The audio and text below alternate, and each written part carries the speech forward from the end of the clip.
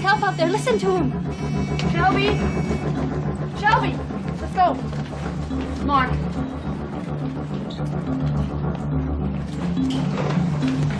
What is it? Somebody just shot my kids. There's blood everywhere. Mark.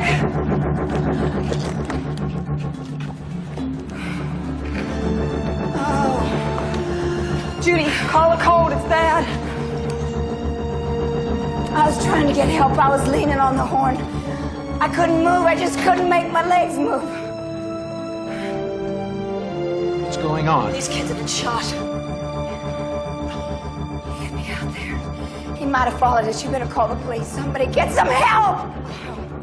Get well height. We're gonna need a chest surgeon. Shauna, get Shauna! My little girl, she's in the front seat. She hadn't moved. Oh. There's blood coming out of Karen's mouth. I couldn't do anything. She was choking. I was just... Oh, God, I could smell the blood. The guy's still out there. He's got a gun. I don't know where it took place. She said it was a country road. She said the gunman I want might to call be my on his way parents. here. I need to call my parents. Hold on. I'm talking. I need to call my talking to parents. the police. Hold on. Tell me again what happened so that I can tell them. Somebody shot my kids on Old Mohawk Road. He was standing in the middle of the road. It was really dark, and my kids. Somebody was God. standing. They stopped the car. All I got left in the world, my kids. Just a second.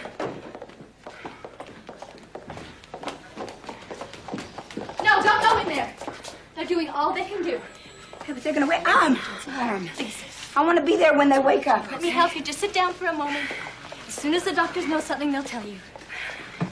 He shot my kids. He shot them over and over. And I keep hearing the gun. And then he shot me. I'm not a nurse, but I can put something on me, some disinfectant. I keep seeing the blood. You know, Robbie was whimpering in the back seat, and I kept saying to him, "Oh, go to sleep." And Shauna, she wasn't making a sound. And I kept saying to her, "Wake up, Shauna." And Karen was choking, and Shauna never made a sound. She never made a sound. Come on, just come with me. Don't touch Mom. You know, Don't go I in just there. want to see my kids. They'll be just fine. Just come with me. The doctors are taking care of them. Bring the tray. Come on, sweetheart, come on. Stop section. Section. No. Airway.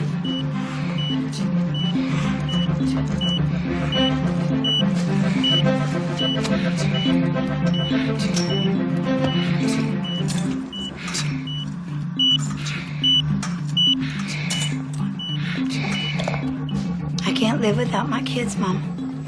I just don't want to go on living. Don't worry. They'll be all right. They have very good doctors. I'm sorry. Somebody has to fill these out. I can't tell. I'll do it. Excuse me, Diane.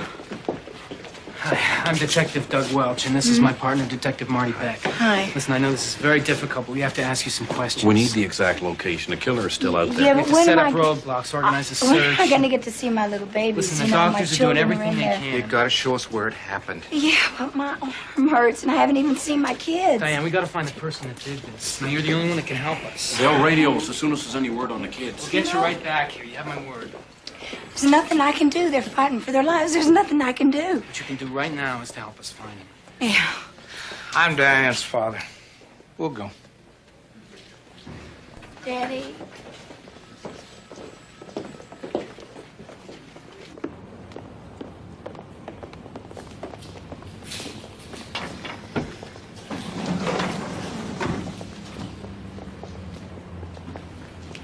Is my car okay? Your car? Yeah, it's brand new. Hope it doesn't have any blow holes in it. Don't worry about your car, Diane. I wasn't gonna just let him have it. Just got it.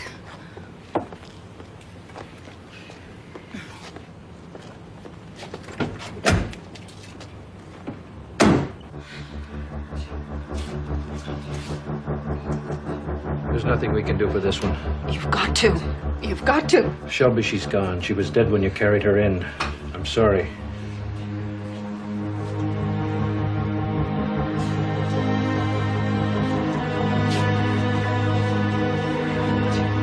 What about the others?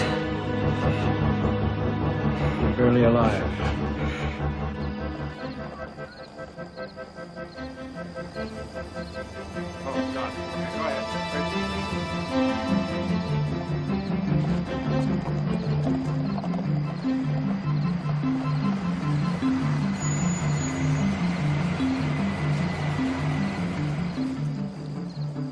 You know, I woke up this morning. It was just like any other morning. I took the kids over to my mother's for breakfast. Karen and Shauna just walk on to school from there, and my mommy, she takes care of Robbie all day. My daughter and I both work for the post office. She transferred here from Idaho around Easter. I got off work at 3:30, and then I went to my mom's to pick up the kids. Mom! Mom, look what we've got! Mom! Mom, look, I got you some roses. I got them from the backyard. Got me red roses. Oh, thank you, darling. Mommy, can we take the kitty home? Oh, where'd you get this kitty? I keep telling them the trouble with kittens, they grow up to be cats. Diane, we can count on you to lock up the house before you leave. Yeah, Daddy. I think you can depend on me for that. Look, she's got a little white patch around her eye. We could take care of it and feed it. Who's gonna take care of it? Me! Okay. You can have the cat. We took the kitten back to our apartment, and then we went to see this friend of mine, Heather. She lives in Marcola, and she has a horse. I love horses. Well, so do the kids. They were really enjoying themselves. Of course, anytime four of us were out together, we always laughed and just had a great time. After we saw the horse, we just went cruising. You know, the kids like that. I mean, they love the scenery and the trees and watching the rapids and the river and stuff like that. And then I realized that they'd fallen asleep.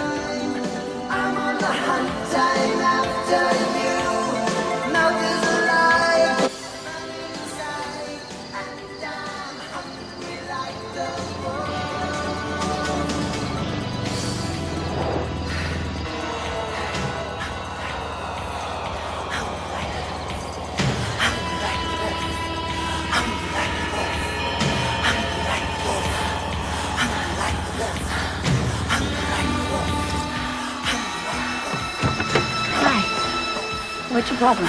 I want your car. You gotta be kidding. Crazy! Nobody hurts my son! Nobody!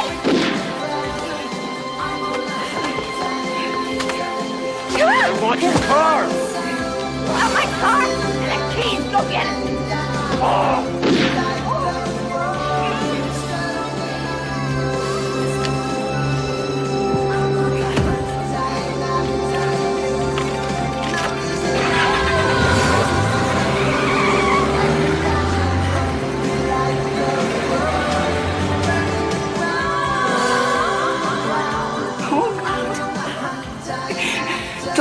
kids die.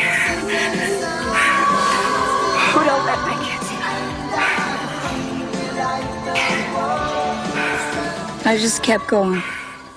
I couldn't stop. I said, oh, God, help me. Just don't let them suffer. Don't let my little kids suffer. So I just kept driving and driving and driving as fast as I could. Can we go now? I want to see my kids.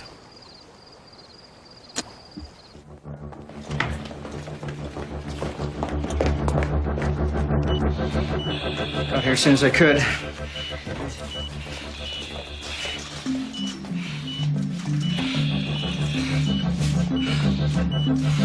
She needs a central line.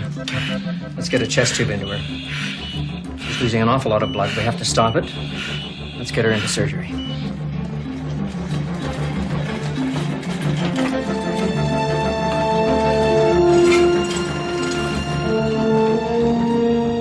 Good boy. Okay. Okay, he's breathing easier. Good boy. That's it. That's a good boy. That's the stuff.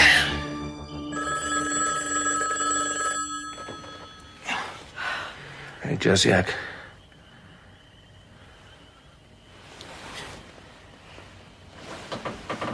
No. No, I'll go down tonight. Do you mind if I ask? It's a woman and her children have been shot. No. There's no particulars yet, but one of the kids is dead. The DA just assigned me to the case. I'm going down to the hospital. That poor woman, how terrible. Her children. Here, look it up. Here. Go back to sleep. Okay. Do they know who did it? The father? I'll call you.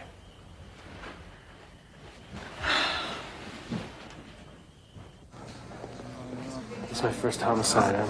I'm a little nervous. Well, you better get over it. We'll be working hard. We'll be working together. You won't have time to feel a thing. I guess you've handled a lot of homicides. Nope. This is my first.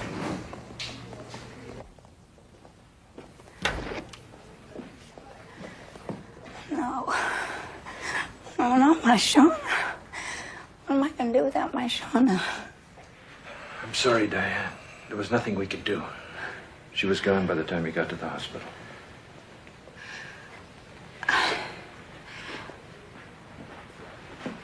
Are you sure it was Shauna?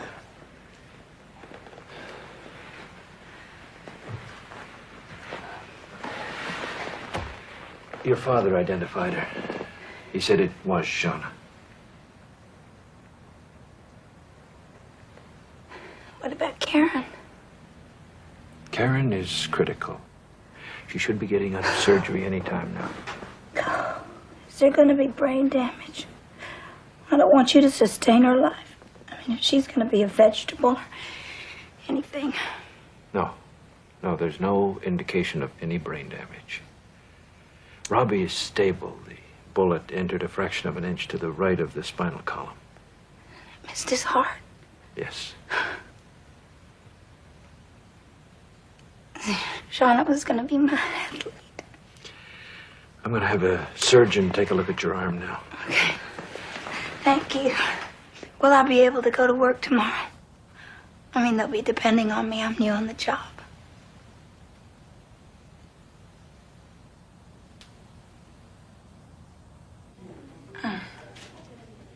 Okay, open. Close. Good. Well, the arm's broken, but there's no nerve or tendon damage. Oh, it hurts. We're going to have to operate in a few weeks to try to strengthen the arm. Your blood pressure and pulse is all normal.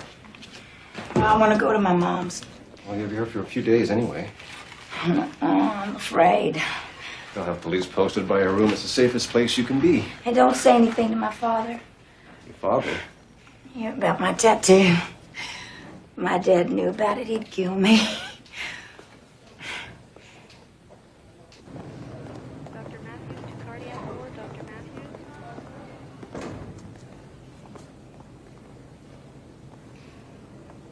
Dr. Craig to Lab 4. Dr. Craig to Lab 4.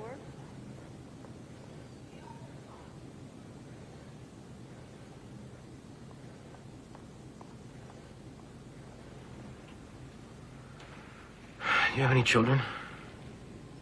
No. My wife's co-director of the City Planning Commission. We both have demanding jobs. Well, this is hard. When you have children. How could anyone have aimed a pistol at 3 little children and pulled the trigger 5 times?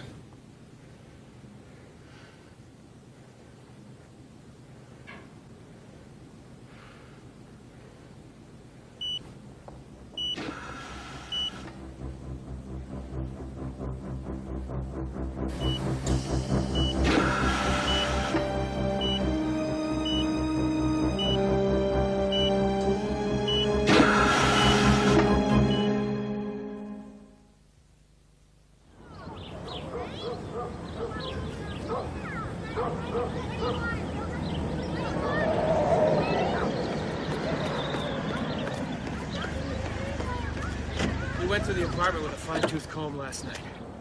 They've only been here a couple of months. They moved from Idaho. We found a rifle in the .38 she mentioned. Anything from ballistics? Yeah, they're pretty certain we're looking for a semi-automatic .22 pistol with a clip-style magazine. We're checking out all reports on bushy-haired strangers. We've got divers checking out the river under the bridge on Old Mohawk Road. All right, I want a complete investigation of the crime scene. I want a videotape reenactment by Diane of what happened. Videotaped? That's right. I want a visual record for the jury that memorializes her testimony in stone. You got the post results yet? Yeah, Jim Peck's attended. Shauna was shot twice, left to right, right to left. Through and through wounds to the heart and lungs. She wouldn't have moved except by reflex after the first shot. Peck bagged the .22 slug that Doc took out and took swabs of gunpowder, stippling, and debris. There was a lock. Welch, is there any new developments? Hi, folks. How's Mr. Downs holding up? Mr. Downs is doing okay. What about the children? Everybody's calling about the kids. Karen and Robbie are stable. Mrs. Downs, know about Shauna? Yes, she does. Has she told the children? No, not yet. Well,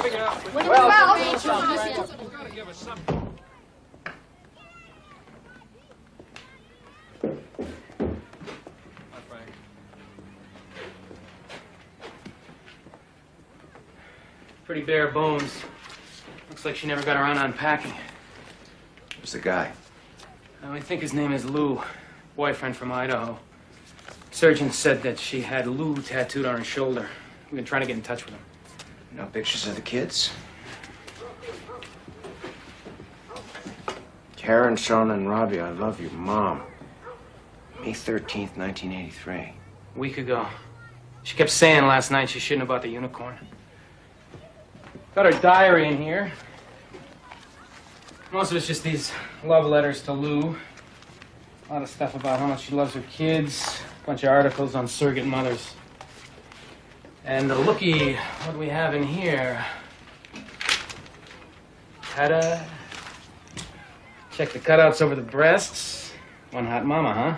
You found it in the closet down here, not up in the bedroom? Yeah, maybe she's a little kinky. Here. Nothing to eat in here. Look at this. 3 kids, no food, nothing edible. Yeah, maybe she eats out a lot. I found something up here.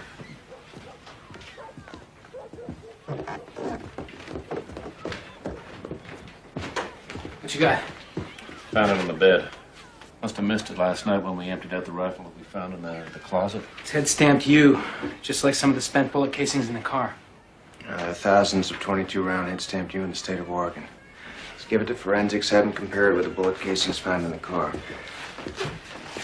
I want mileage estimates from the scene of the murder. All the surrounding fields thoroughly searched for the gun. I don't need to tell you, we're a little short on manpower. Now we're all short of manpower. Just give me my report.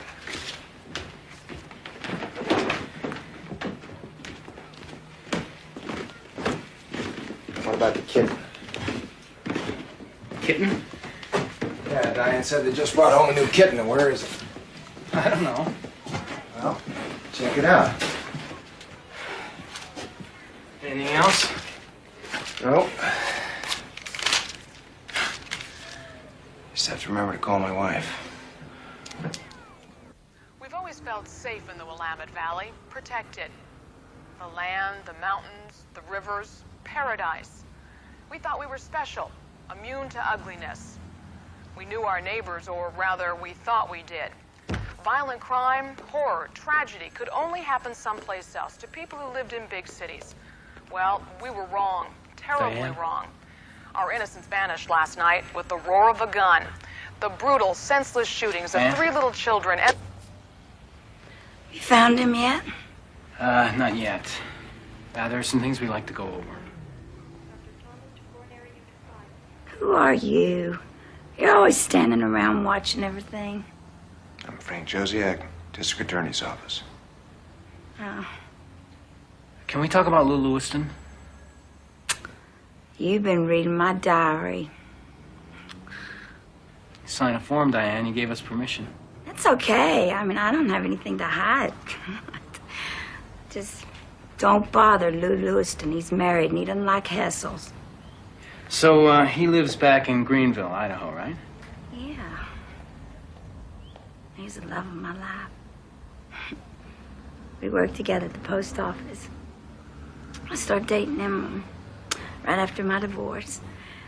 And, he said he was going to leave his wife and come out, join us, but he never did. My kids loved him, too. They were really crushed when he didn't show up. You know, about 3 days ago, I took him out to this big field because I was really down. And they helped me. They really helped me. They were so wise and grown up. You know, it was like they were the parent, I was the child.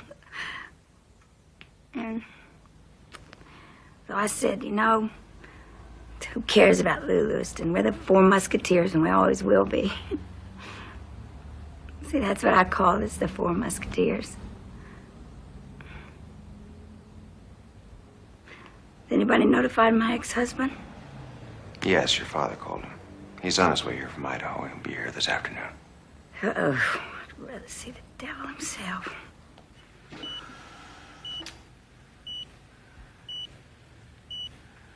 Hi, Robbie. How's a big fella, huh?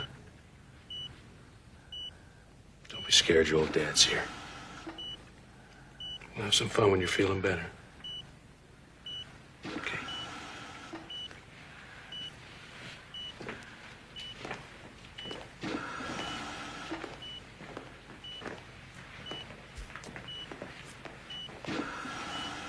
Karen? Hi, baby. Can you hear me?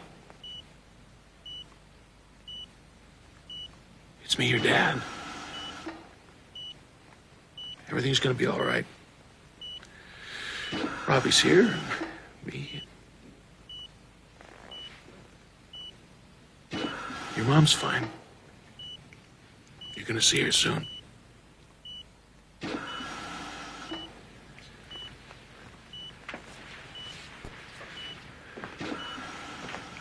This is really hard, man. This is really hard. Such good little kids.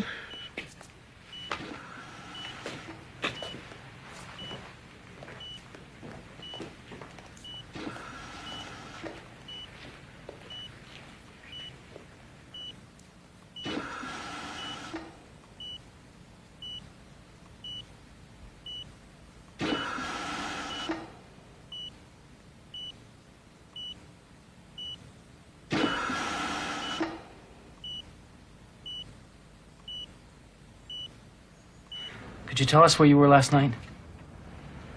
Yeah, I got electrical contracting business. Well, after work, my girlfriend and I went for a long walk, and we went over to her apartment to watch some television. And about 1 o'clock in the morning, my roommate came running over and said my father-in-law was on the phone and my kids had been shot. Did you and Diane own any guns? Or do you know if she presently owns any?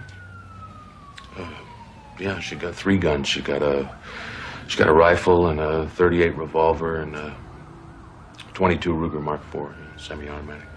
Can she shoot the Ruger? Can she shoot the Ruger? Oh, yeah. No, I showed her how to chamber around. Told her about the clip. She just used to borrow it. I figure she still got it because it's gone.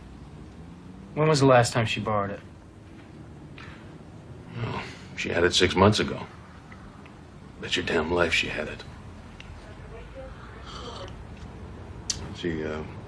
She got real mad at me because I wouldn't fix her stereo until we were back together.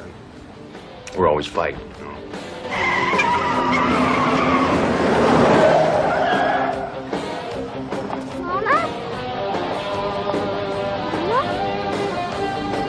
Get out of the way. Get away from the car. Look what I got. And I don't want you here when I get home. Now, Diane, don't get nuts. Just give me the gun. All right? Give me the gun. Stop, you stupid idiot! Give me the gun! Don't fight! Please don't fight! Crazy?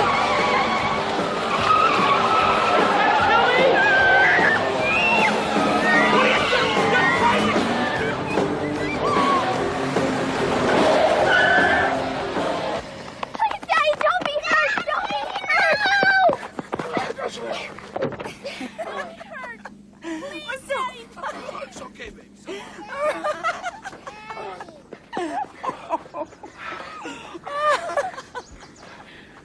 That was hilarious. You just rolled like a movie. Yeah, real hilarious, Diane. I'm gonna call the police on you. You hear me? You hear me, Diane?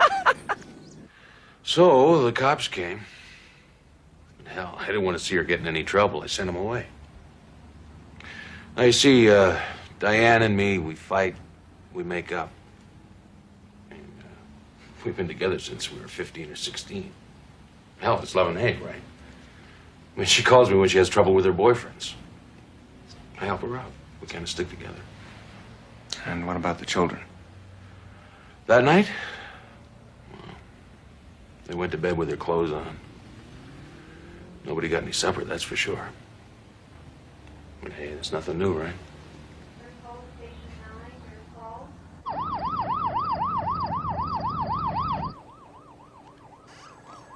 You still here? Yeah, You guarding me? that's right. I guess I can sleep easy then. That's right. Nobody's gonna come into your room without me checking them out. I want to go see my kids. Sure. I'll go with you.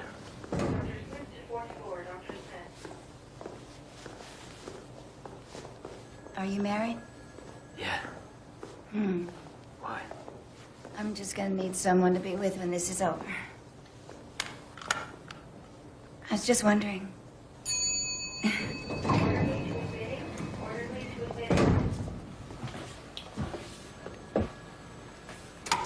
No, you press door open, you gotta press door close.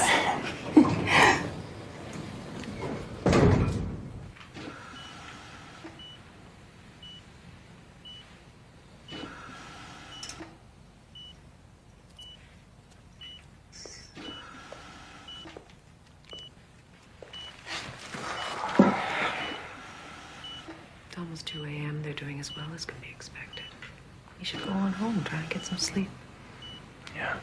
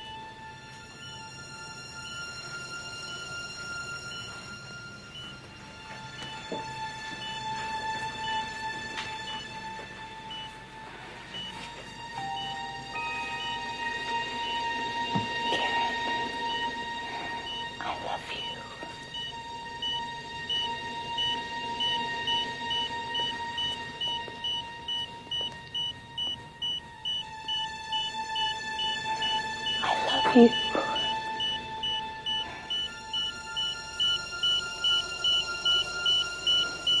Do you hear me, Karen? I love you.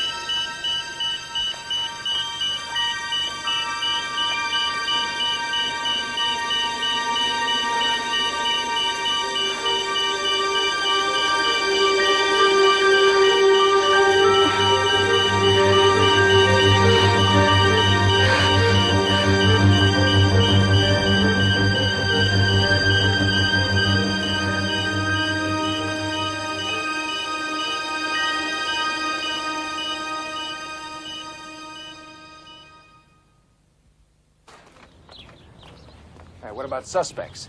Nope. Day 3 and no bushy-haired strangers have checked in. Now, bushy-haired strangers are always the bad guys. You know, there are some things that don't add up. She said the kids were asleep, then she said they were laughing and singing. She says they were shot inside the car. Evidence shows one of them was shot outside. She was in shock. Things get very mixed up. And why didn't this stranger shoot Diane first if he wanted the car? She was the adult. She was the one that could identify him. And hey, where was Diane shot? Right here. Where it won't kill. Hell, it won't even hurt much. All right, let me ask you guys a question that any jury is going to ask. If Diane shot the kids, why'd she drive them to the hospital? They could testify against her. There's no insurance on them. What did she have to gain? Frank, her story doesn't jibe. There's no suspect. Her children are shot, and she hardly shows any emotion. And she's weird. The woman is very weird. Don't think we can get a conviction on weirdness. What happened to the kitten? I do not know, Frank, what happened to the damn kitten.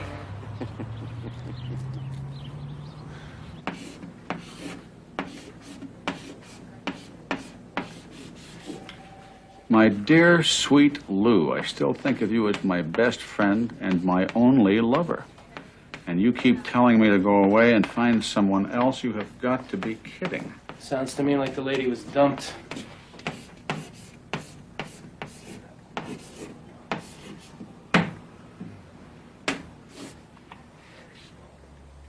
Yeah. Well, if he's such a great guy, how come he's not up here to comfort her? This Lou character, he's married, is that right? That's right. Well, maybe his wife shot him. There's only one way to find out. We have to go to Idaho. Check these people out. We see where Diane lived. We interviewed the people that she mentions here in the diary. So? Mr. District Attorney, can you get us the money? You go get on the plane. We'll find the money somewhere. Lou Lewiston? I'm Lou Lewiston. This is my wife, Nora. This is Frank Josiak from the DA's office, and I'm Doug Welsh from the Lane County Sheriff's Office in Oregon. You want to sit down? Sure.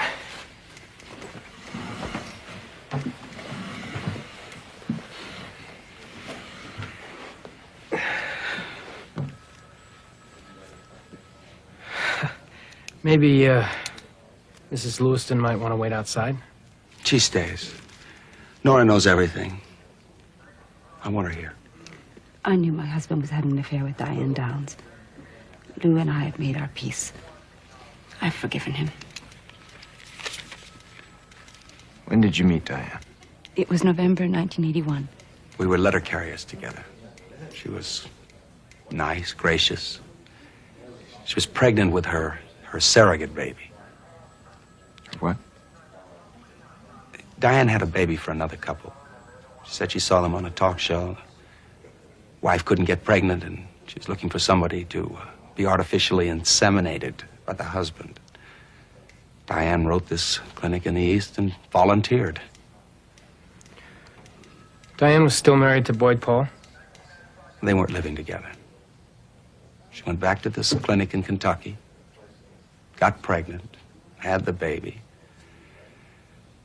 And when she came back, that's when it started.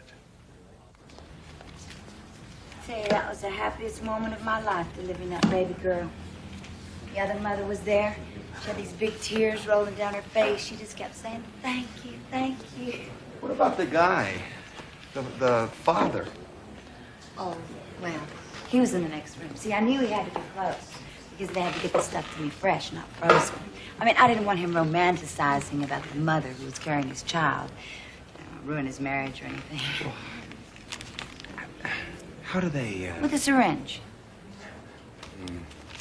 Sounds kind of sad to me, Diane. It's not sad. I help those people. I mean, I did something good. That's what I do.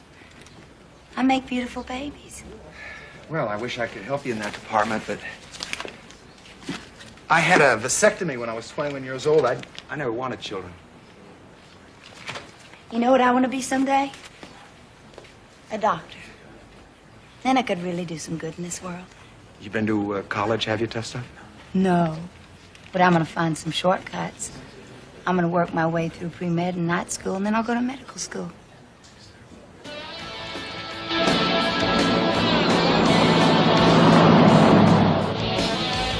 Mom! I've had my eyes on you for a long time, Lewis. Yeah, little old me? I sure have. And this time I think I'm just going to get you. I can't see. Oh, God, you smell good. You taste good. I wanted you for a long time. No. Let me pull it. Let me pull it over. I'm gonna turn over. This feels real good. Feels too good. I can't feel the brake.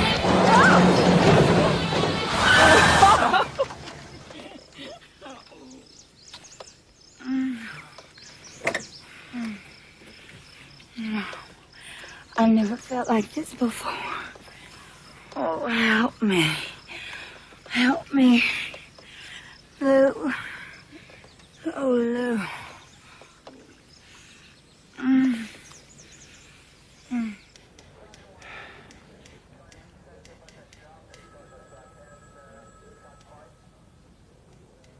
Lou and I were on shaky ground when Diane came along. Mostly because of money. It just went on and on. I tried to break it off. I love Nora. I wanted to be with you. I just could not get away from Diane. I'm gonna find a way, Lou. A way to build that huge house I have up here in my head.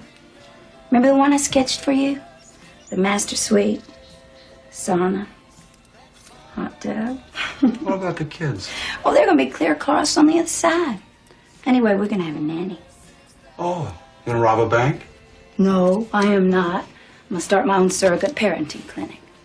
You know how much that couple from Kentucky paid the clinic for my baby?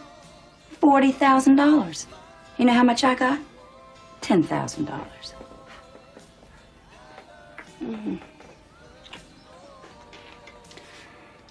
Listen, Diane, I don't want to get into anything. Your kids might come running in here. My kids are over at the neighbors watching TV. You don't have to worry. I gotta get home. No. Come on, give me my belt. I got something to show you. You want to see? I told Nora I was coming home, right? I'll put your name right under the rose. What the hell did you do?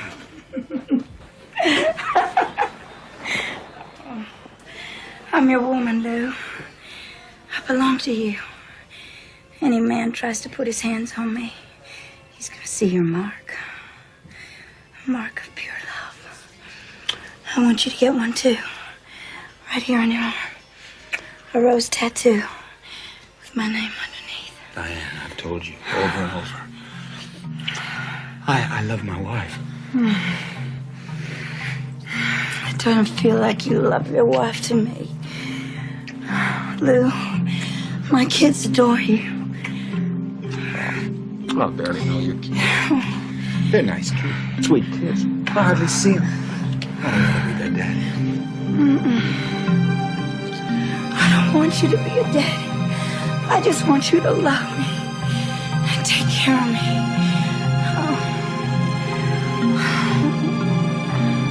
No.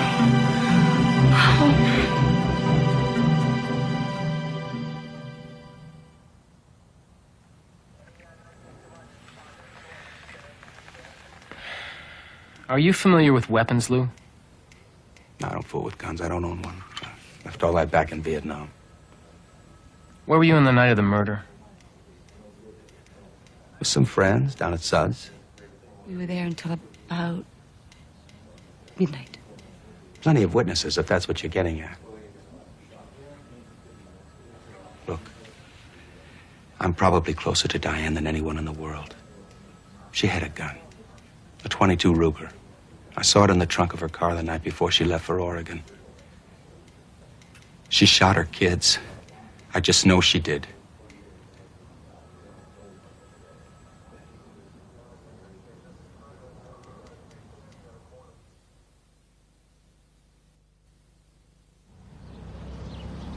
Tell me, Doctor, how's she doing? Well, we now know that Karen suffered a stroke on the right side of her brain, probably due to the massive loss of blood. It affected her whole side. Her left arm is paralyzed. She's not able to speak.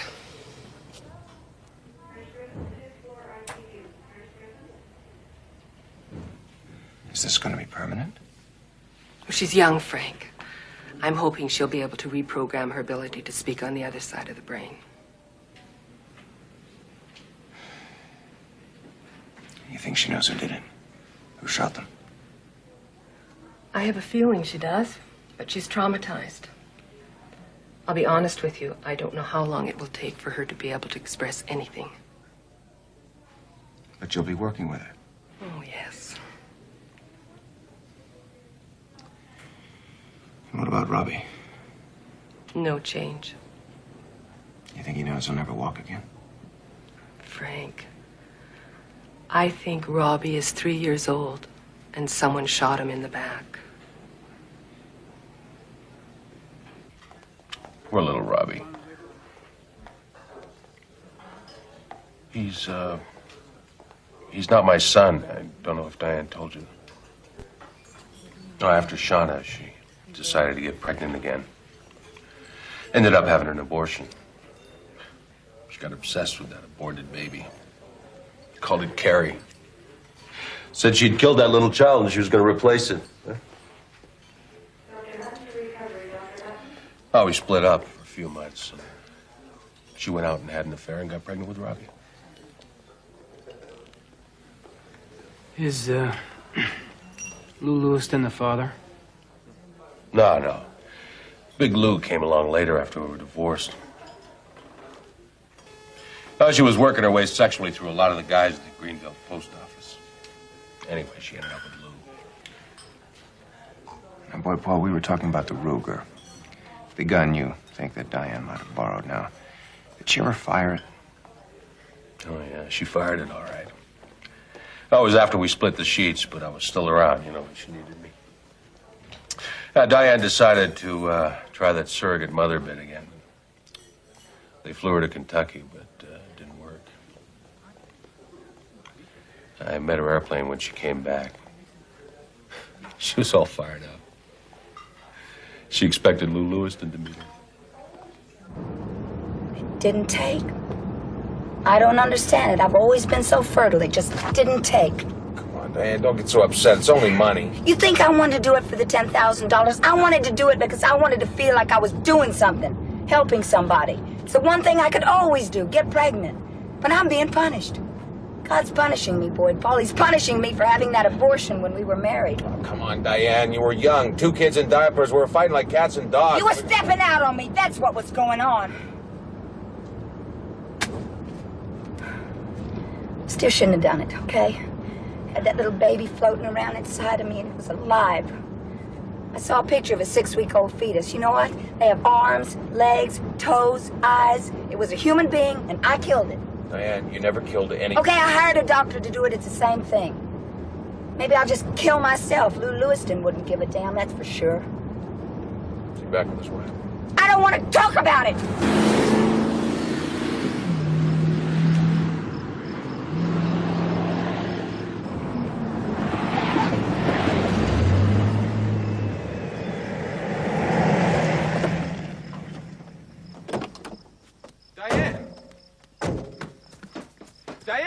minute! Diane, wait a minute!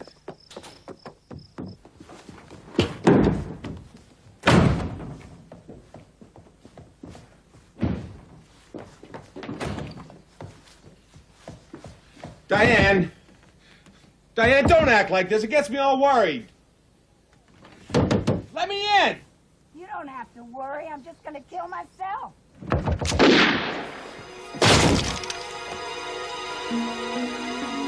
Shoot myself, boy, but I can shoot you. That's a .22 pistol, Diane. You got 9 shots in that gun. You think you can kill me? Yes. What'd you do, shoot a hole in the floor? I gave up medical school for Lou Lewiston.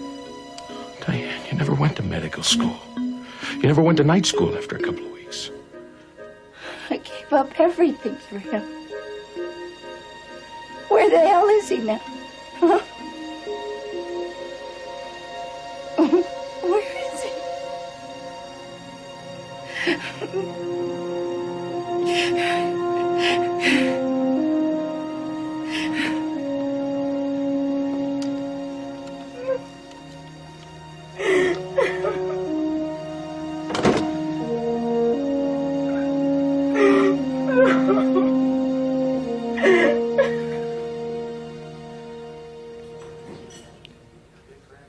So there's a bullet hole in the bathroom of the trailer. That's right. From the Ruger. Yeah, the Ruger.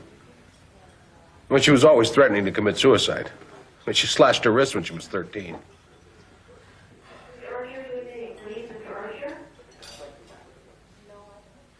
Hey, you don't think Diane shot her kids, do you? I mean, she's got her problems, but she loved those kids in her own way.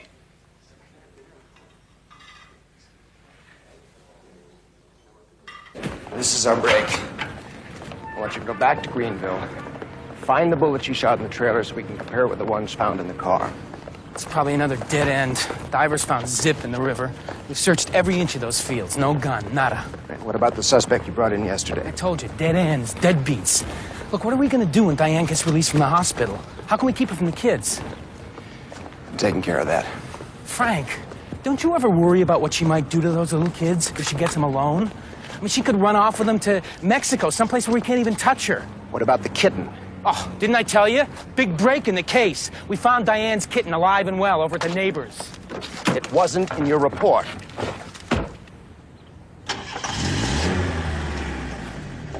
I can't even get my shoes on. I don't know how I'm supposed to get ready for the funeral. Here, I get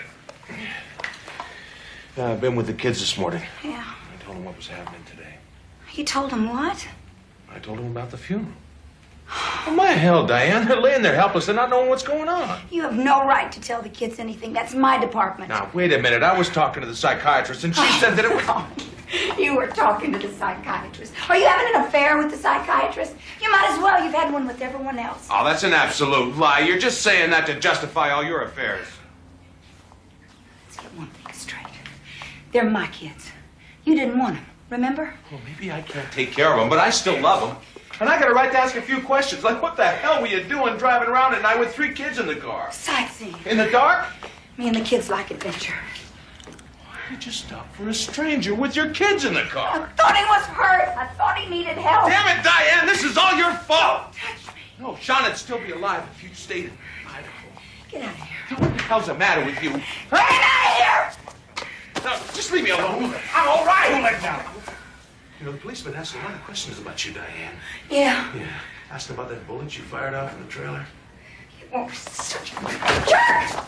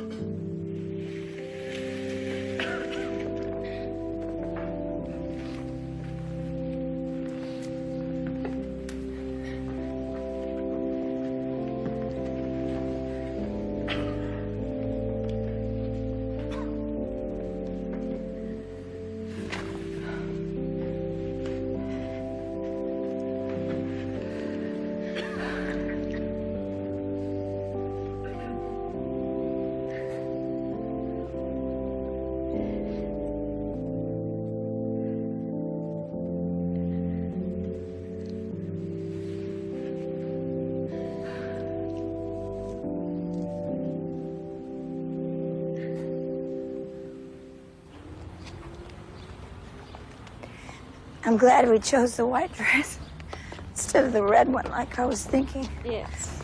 Shauna was such a good girl, you know. She deserved a white dress. You okay, Diane?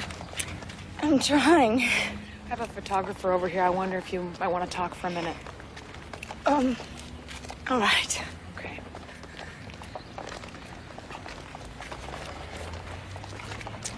Diane, do Karen and Robbie know about their sister? Yes. I've never tried to keep the truth from my children. You know, I've never seen Shauna so still. Not even when she's sleeping. How do you feel about the investigation? I'm trying not to be angry about it, you know. But it's hard. I mean, I know the police have had a week, but I think the maniac should have been caught by now. Thanks. Thanks for... Thanks, Diane. I appreciate it.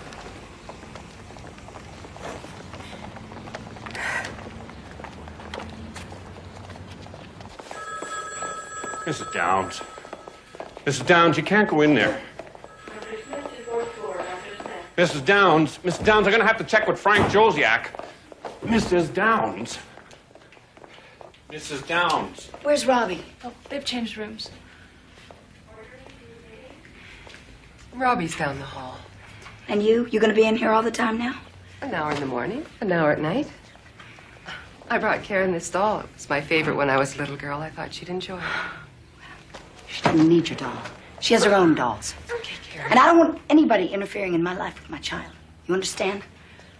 It's all right, honey. I'm not gonna let him turn you against me. We're gonna get Robbie back, and we'll go home. We'll all be together again. Okay, I promise. I'll get them. I'll get them all.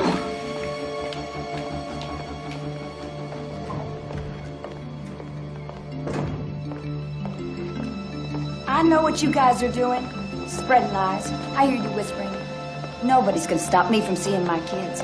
They're not gonna be in this hospital forever, and I'm getting stronger and stronger, and I'm gonna beat this.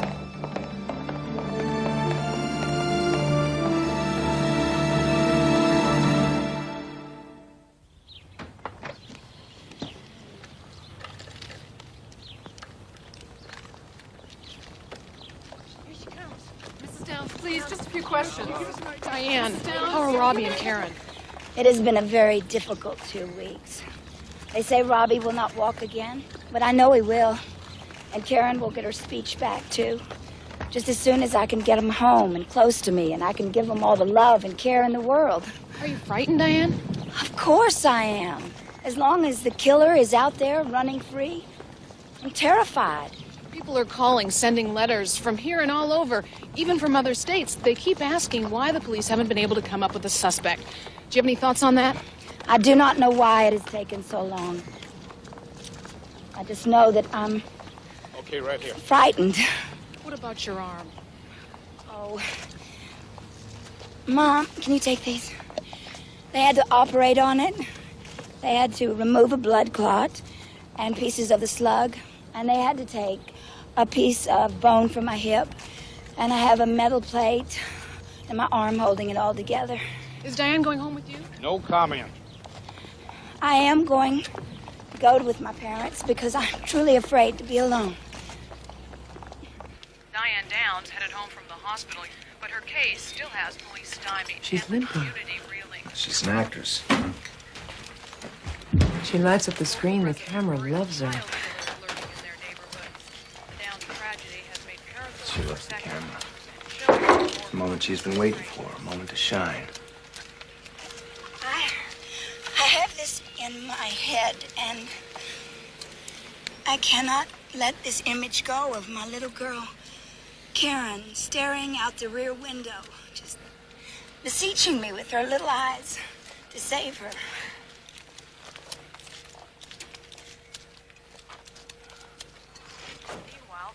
What'd she say?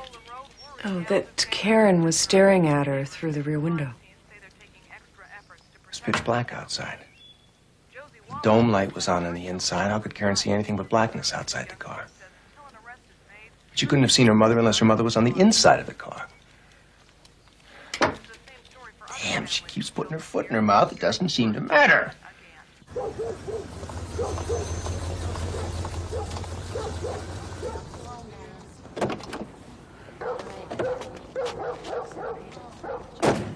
you. Oh, hi, Russell. Oh, let me take this from you. Thank you. Welcome home, Diane. Welcome home, honey. Want you to know that you're in our thoughts. It's so hard. Anything we can do, honey. Everybody's just Anything feeling at all. for you. Just want you to know. Thank you all. Thanks, Fred. Ferla May, we are just all so sorry. And these kids, you know how we all love those I kids. know, you just help me so much. We just don't know what to do. Well, I made you some potato salad.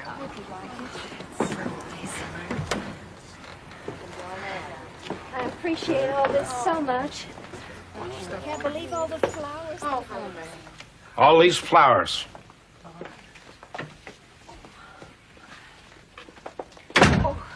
We need to write thank you cards to everybody.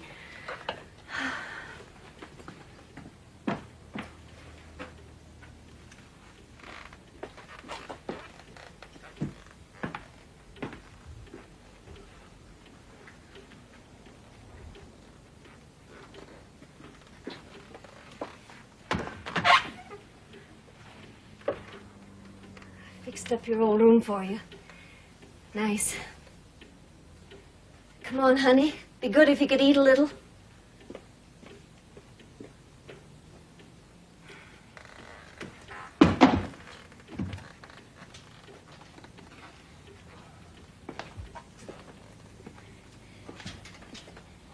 Sit here, honey.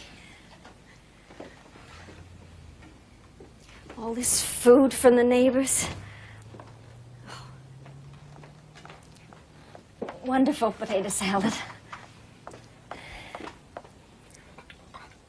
Come on, Dad, help yourself. Chicken, this ham, this salad from next door.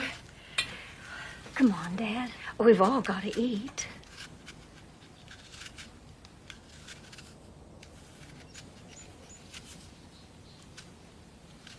You think I did it? Of course not.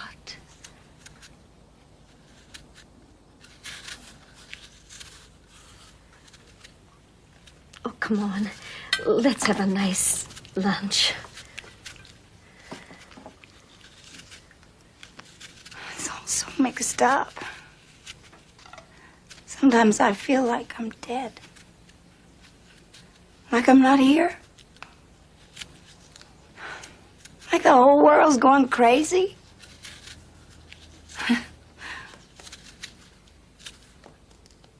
Whole world hadn't gone crazy. The whole world's just the same now as it always was and always will be.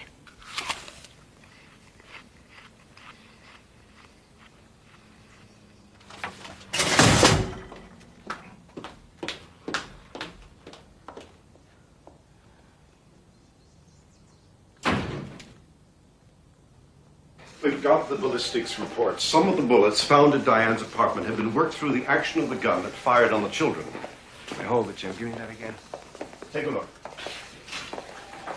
These bullets, found in Diane's bedroom, were in the murder weapon at some time or another and then taken out. You mean loaded and unloaded? Right. The gun left marks on those bullets that are identical to the marks on the bullets recovered at the scene of the crime.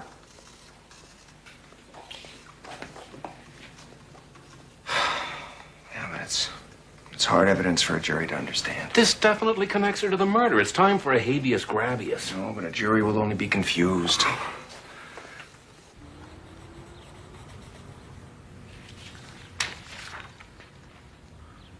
Did you have a kitten like that?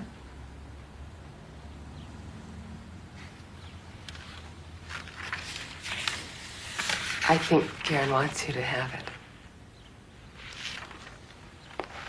Well, thank you, Karen. This will go up in my office. When I was a kid, I couldn't have pets, so I went out and dug up a anthill. put him in a box and I hid him under my bed. That's the truth.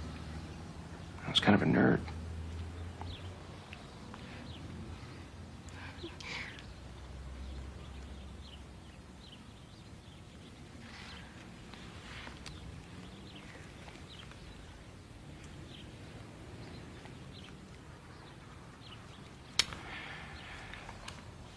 And that's a car. We've been working on a puzzle. We've been working on remembering how Karen got hurt. She drew this car and this. A gun?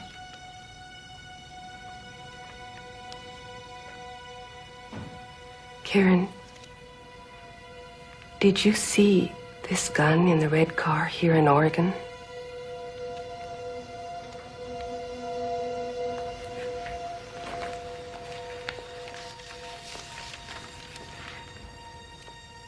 Where in the car did you see that gun?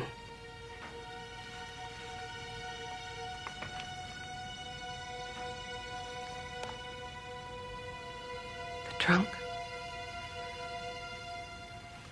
Think, Karen, that night? Do you remember who was shooting?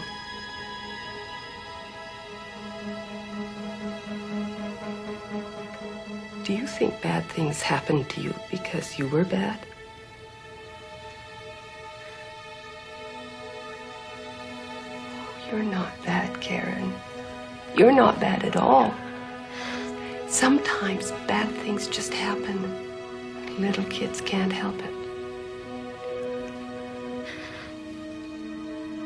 Can you draw the person who was shooting?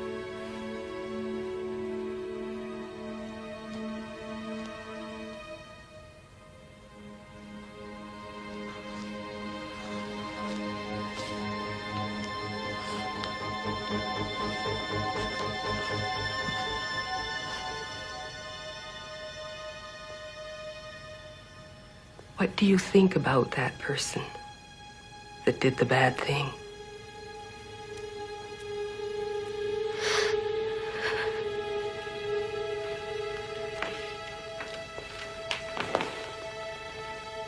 Are you afraid, Karen?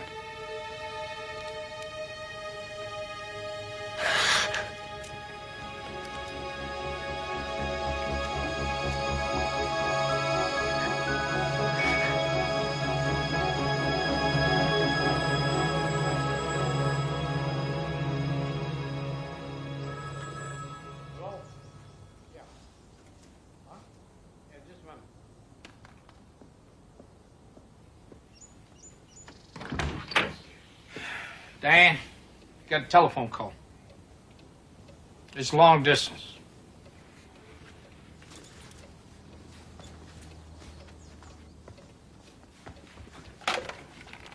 Hello? How you doing?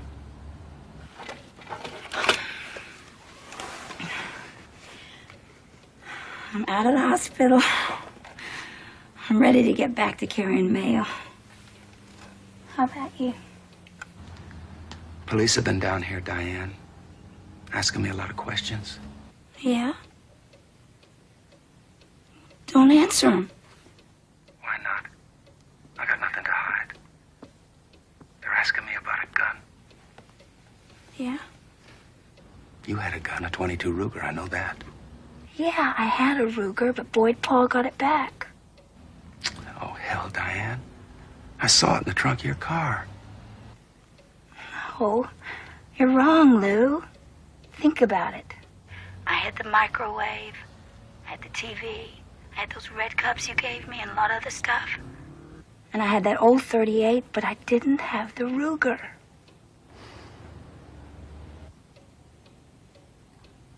Are you and Nora still together? Yes. Well, she's lucky. You love her. Nobody's ever loved me.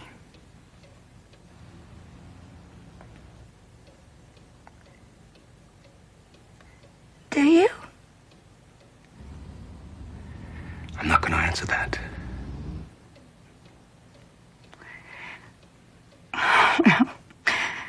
You just did.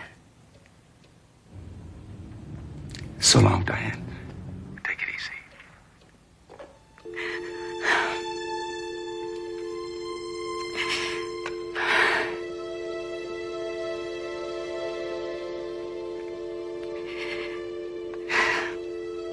Oh.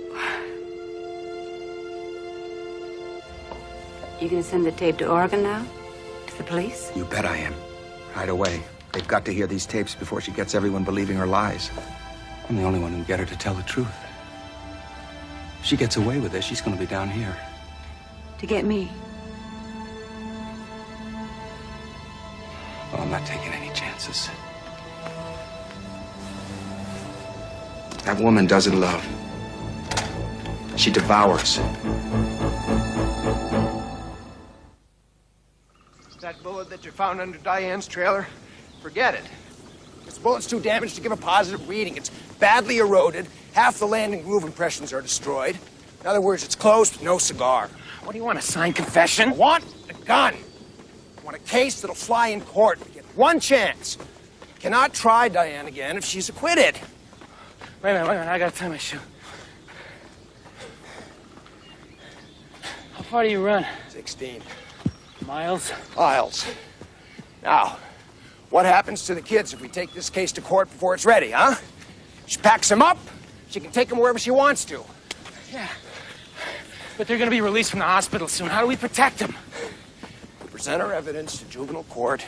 We show cause why this woman cannot be allowed to see her children.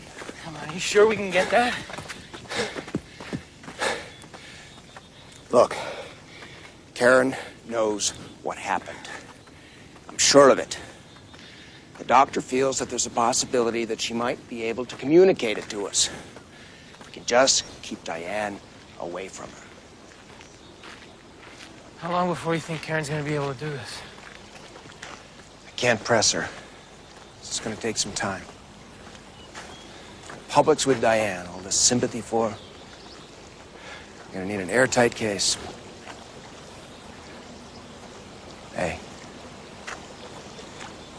What if Diane put the Ruger in the zippered bag and she tossed it in the river? Huh? It could have floated down with the current. Maybe she put the gun in a box and she mailed it to some bogus address. Check that out. Find out what happens to undeliverable packages. Hey, I need some fuel. You wanna get some lunch? I don't eat lunch.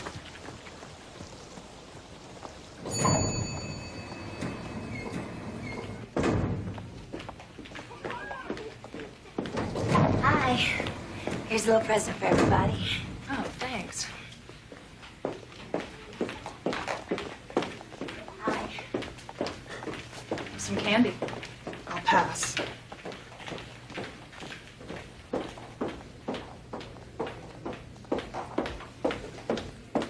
Hey, wait a minute. I said wait a minute. Hi, honey. How's my pretty girl? They been asking you questions? It's okay. Put that thing down. Look, what I found when I was going through Shauna's stuff. This little heart she made me. Look how nice she printed. I love you, Mom. You know something? I was thinking about that unicorn I gave you guys. Did I ever tell you unicorns never die? So that means Sean will never die. We're still the Four Musketeers. You're gonna come home soon, honey. And Robbie, too. And things will be normal. Look at my lipstick. We won't have these old guards watching over us all the time.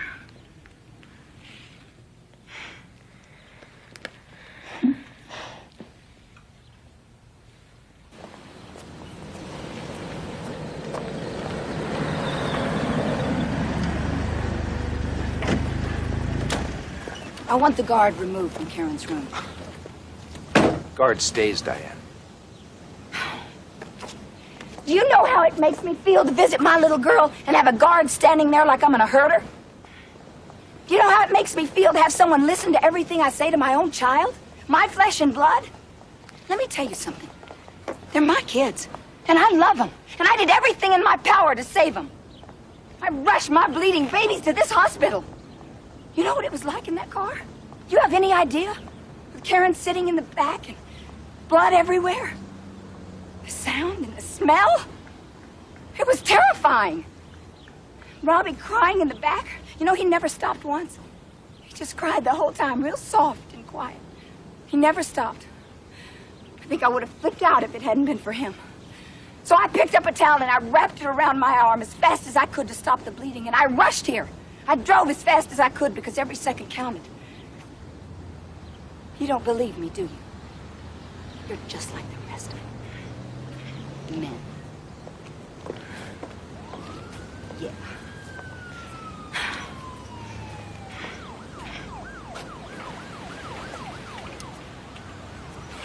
I was 12 when it started with men.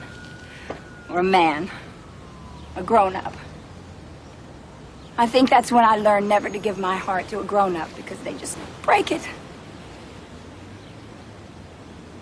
He took me for a drive in the country once. It was real hot. So he said, take off your blouse.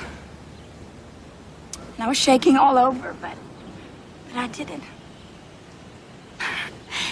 And then he told me to take off my bra. I was a little, self-conscious, so I just started screaming. I screamed louder and louder and louder, and then I tried to reach for the door handle because I was just going to jump out of the car.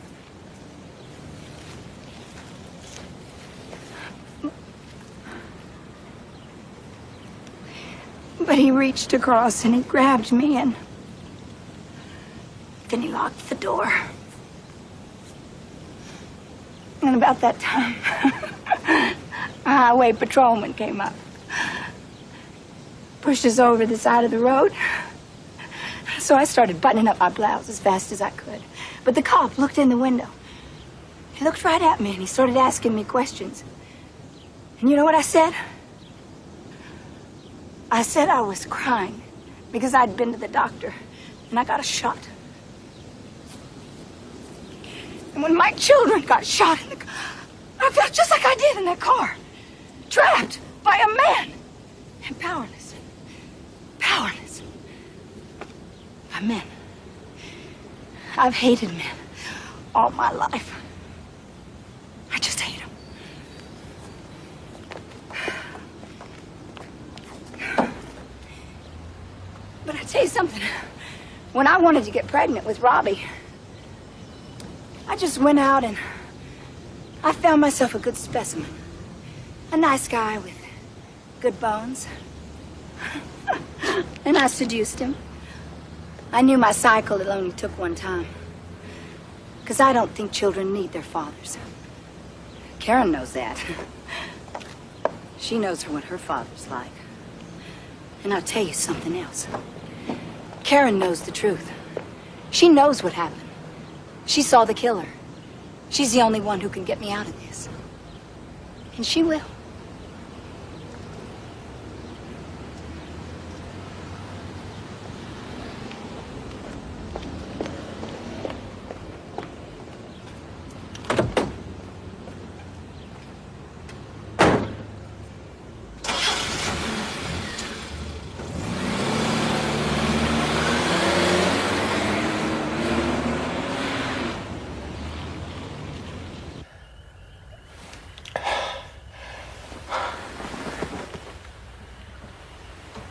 What is it, a dream again?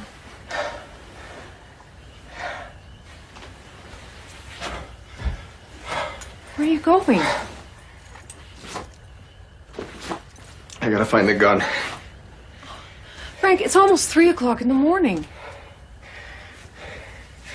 How can I save the children if I don't find the gun?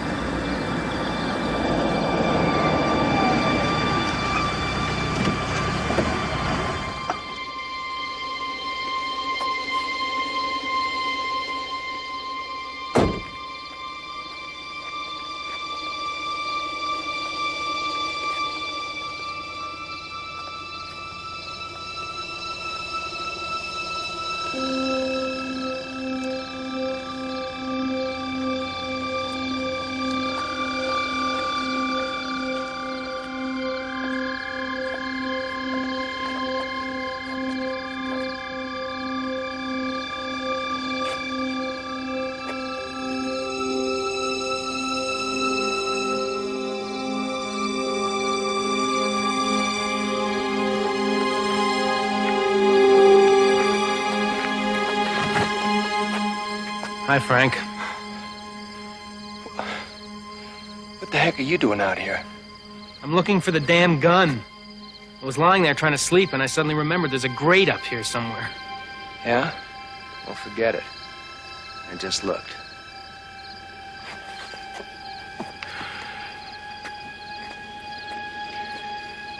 Look at us. I spend more time thinking about Diane Downs than thinking about my own wife. Diane Downs is a mental, a fugitive from a puzzle factory, a lunatic. Yeah. That lunatic could end up getting the kids back.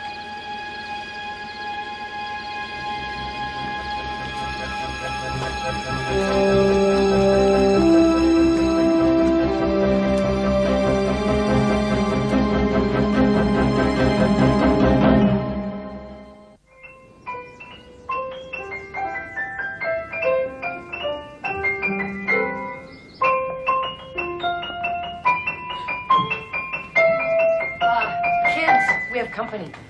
Oh, come on in. You remember Cynthia and Mark, Rosalind?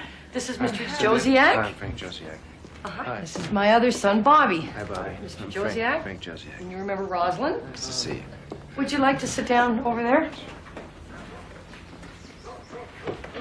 I'm glad you came to see us again. The Slavins have taken over 200 babies and children for shelter care. Well, we asked our kids what they thought we ought to do about Robbie and Karen, and they voted that we should take them. Well, I don't know how to thank you enough. See, we just want to be sure that if the juvenile court rules in our favor, that there'll be a good home for them. But it's going to be a fine line, because we want you to help the kids, physically and emotionally. But none of us must influence them about what they saw that night or what they remember. Right. We understand completely.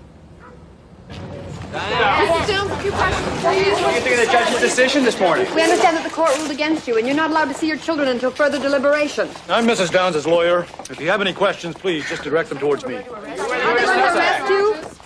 Not gonna arrest me? Doesn't even make any sense. We're going to appeal the juvenile court decision, and it won't be long before Diane is back with her kids. I can promise you that. I lost Shauna last month. Now I lost Karen and Robbie. I'm not allowed to see my children. They're taking them to live with people I don't even know. Strangers. All right, no more questions now, please. Diane, some people are wondering why you were only hit in the arm.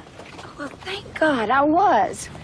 I mean, if I'd been shot in the stomach, we all would have died. You know, what's happening to me could happen to any of you out there. I gave the police access to my house and to my body. I let them do tests. I mean, I even turned over my personal diaries and letters. They know I didn't do it. They're just too proud to back off. And it's your tax money that's paying for this. These cruel, dishonest, inefficient detectives. What do they want from you, Diane? They want me to confess to something I didn't do. There's no evidence. I didn't do it. And there can't be evidence if you didn't do something. Diane, can we ask one more question? Let me do the talking. No, I'm sorry. I can't help it. I'm just a little girl. Just me.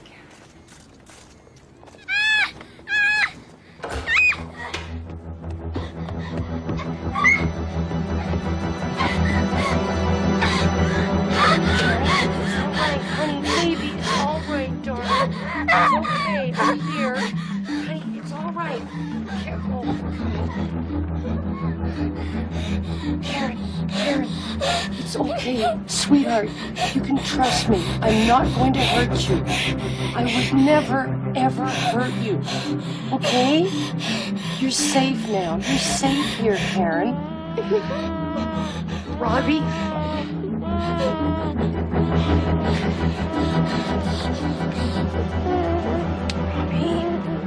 Robbie? What is it, honey? What is it? He hurt us, huh? Who hurt you? Jack. Jack who? Jack and the Beanstalk. Come on. It's all right, baby. It's okay. Nobody's ever gonna hurt you again.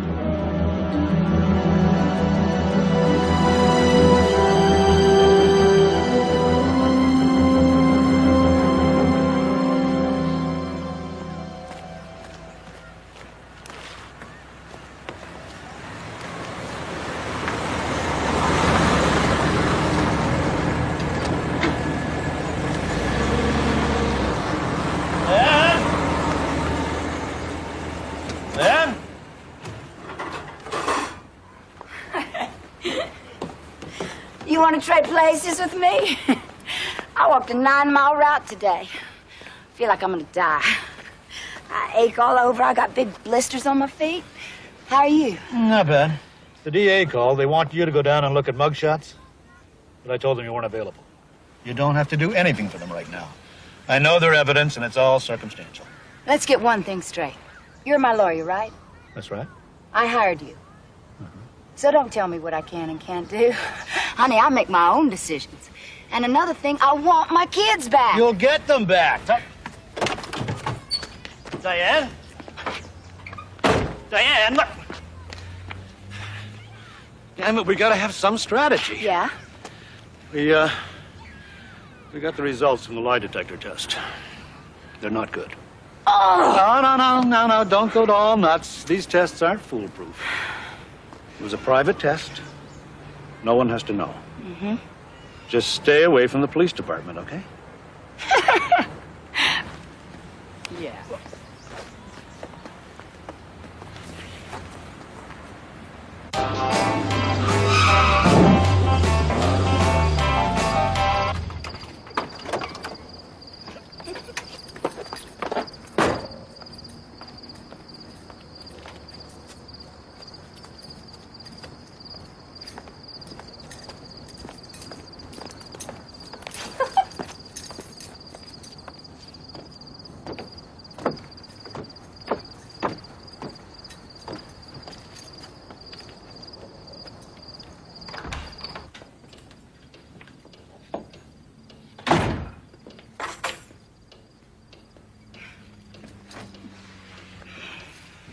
Diane, yeah.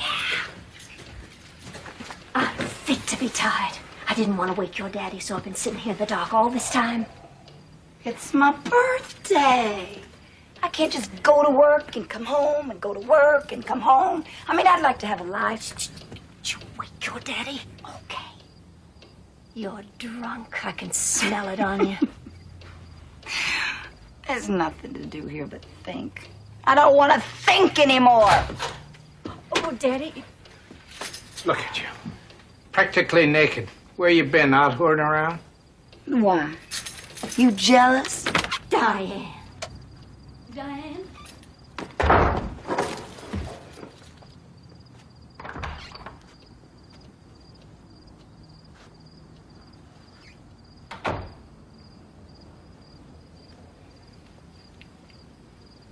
This came for you. It's from Karen. She signed Robbie's name on it, too. You opened it?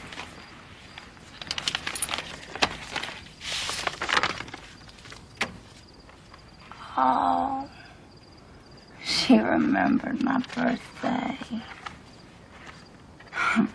Roses. She knows how I feel about red roses.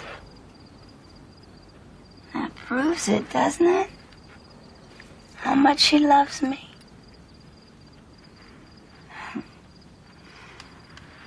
Sometimes I think the only people that love me are my kids.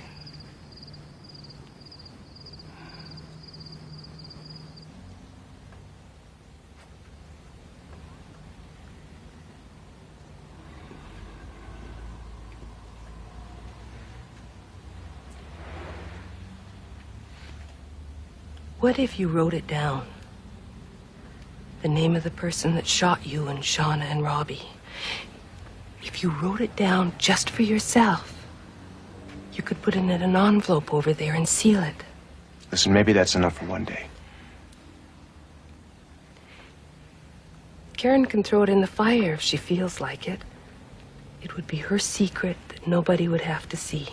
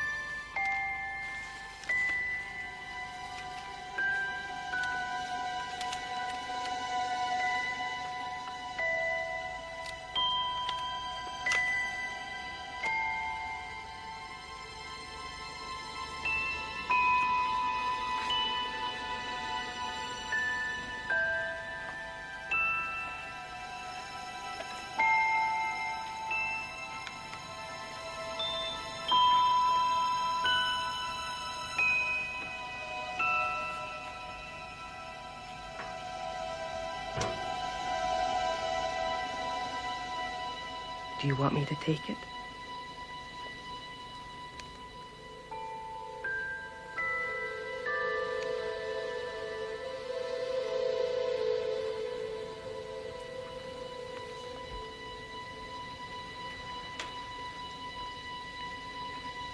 Do you want me to open it?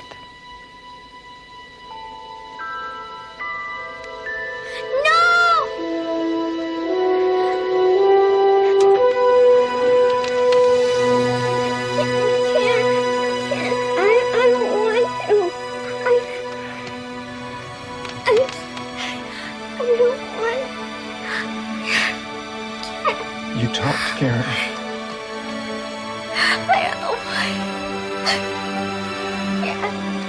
You can talk. It's okay. That was a big step. That was a very big step.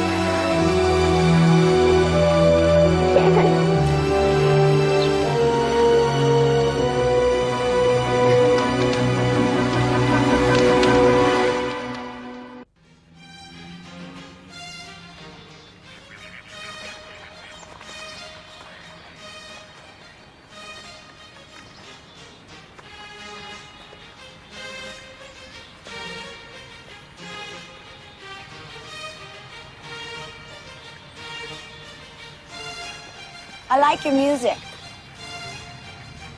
Ah, you like Vivaldi? Classical. I like classical music. You look, familiar. Yeah. I'm sure I do. You'd have to be from Siberia to not know who I am. I'm Diane Downs. Oh, yeah. I followed the case a little.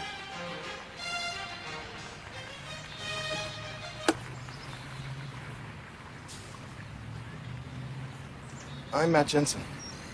Hi. You live on Collins Street, 105? How did you know that?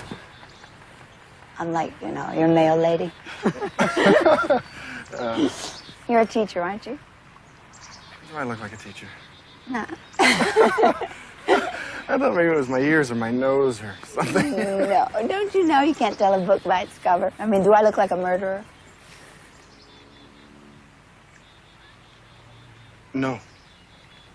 No, nothing like a murderer. Well, the police sure think I am. I mean, they're just so damn sure, you know. I don't know why they don't arrest me. Well, yes, I do, because they want to torture me, you know. They won't even let me see my kids. I have a little boy. You do? Yeah, from a former marriage.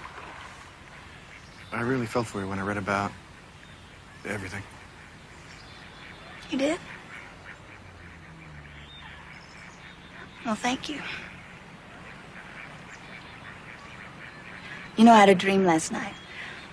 My little girl Karen was lost, and Shauna's the one who died, and Shauna brought Karen to me. It was so strange. They just, like, appeared out of the shadows, and Shauna was standing there with her little shirt, you know, with blood and stuff all over it and 2 little bullet holes, and I looked at her and I said, Shauna, I thought you were dead.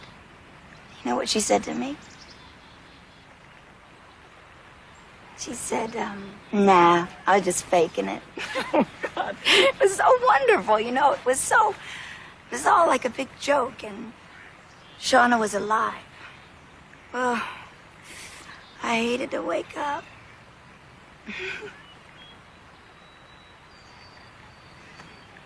But God knows I didn't do it.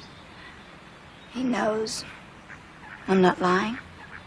And I really believe that God takes care of things, and that my son Robbie will walk again. I know he will.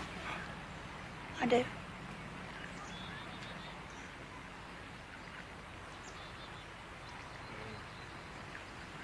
I'm going to be late for my 1 o'clock class.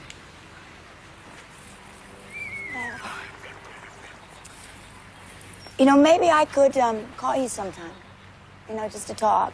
I'd ask you to go for a drink, but I don't drink. Well, Sure. I say we're ready to pick her up. I say we're gonna wait for Karen. You've been saying that for months. Well, she's making progress. Just need a little more time. How long? That's what I'm asking. How long can we wait? Even Diane's lawyer keeps asking why we don't arrest her. He's trying to force our hand. He wants us to move before the little girl can talk so we can blame it on the bushy-haired stranger. Oh, come on, we've checked everywhere. Diane's gone through miles of mugshots. There is no bushy-haired stranger. What's the matter, Josiak? You afraid to prosecute? You afraid you're gonna fall on your sword? All right, now look. We get one chance here. If we screw it up, that's it. Diane will go free and get the kids back. So, you want us to sit around on our butts for 4 more months, is that it? I want you to get back in the field and dig for more evidence. You're talking about a murder weapon. We don't got a murder weapon. Then find it.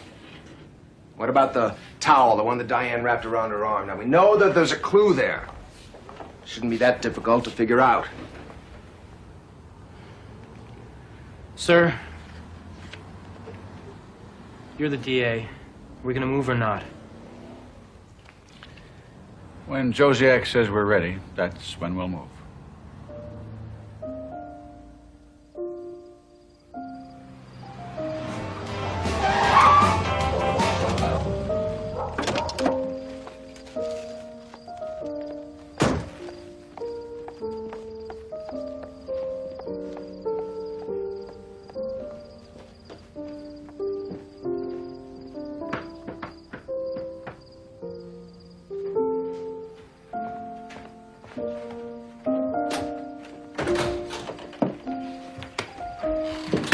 Thanks for letting me come up with some. Whiskey. Oh, this is nice. Yeah, that's not all. You like mushrooms on your pizza? Yes. Chocolate mocha ice cream. The best pot you could ever imagine. And the topper, banana cream pie. And some candles. Romantic, huh? You are quite amazing. Oh, honey. You haven't seen anything yet. I just take my whiskey straight up with just a little ice, if you've got it. You said you didn't drink. I don't. Except when I want to feel loose. Whoa, have you read all these books? Well, no, not all of them. I got a stack over there I'm trying to get to. I really like people who read books.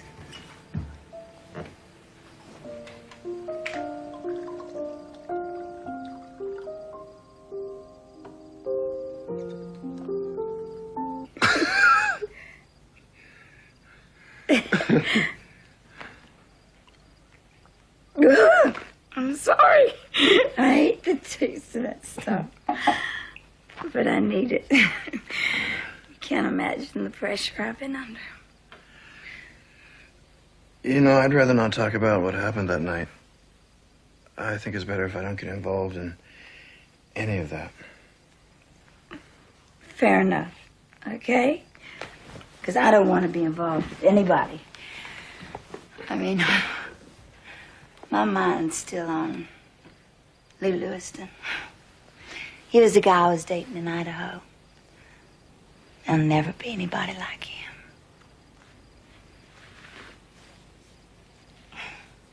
I got a reminder of Lou that'll stay with me forever. What's that? I'll show you.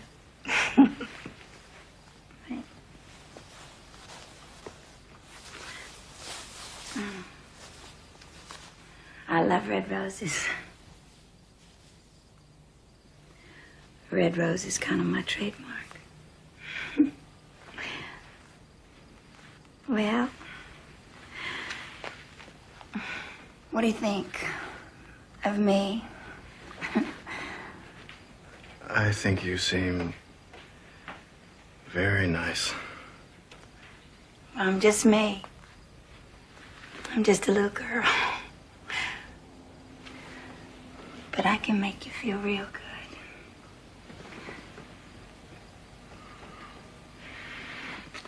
I'm practically a master at that.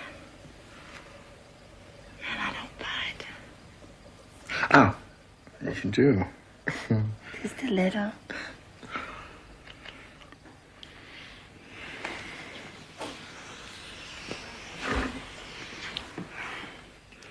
You don't have to worry about birth control.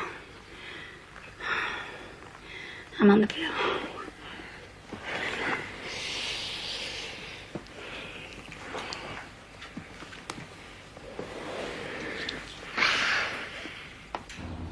I think you better call the paramedics. You wore me out last night. I can hardly move. How about you? I make you happy? I'm sorry, what? Last night? Hello? It was very nice. Was it very nice? Well, actually, I tried to perfect the art of sex. Yeah, you do quite a job. Except for the scratches on my back. Oh, God, don't tell me you're one of those guys who's gonna cry about some scratches on your back. Because you know what? I couldn't help it. You drove me crazy. I'm gonna be late. Give me keys. Hey, which one's your house key? Because I'm gonna make you dinner tonight. And I'm gonna have a hot bath waiting and give you a massage. I'm gonna start with your back and work my way down to your feet. I'm real good with feet. I have a faculty meeting tonight. It's gonna be late. It's okay. I'll wait. I need someone to care about, you know. Diane, I thought I made it clear. I don't want to get too involved. Neither do I. Come on, that's the last thing I want. I think you're interesting, all right? I think you're very intelligent. Hoping some of that'll rub off on me. Okay, let's go.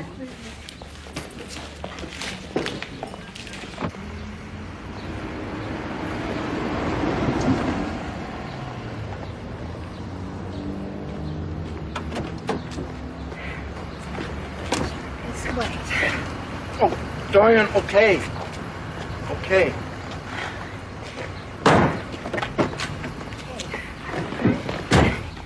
You just remember, you're with me every hour of the day.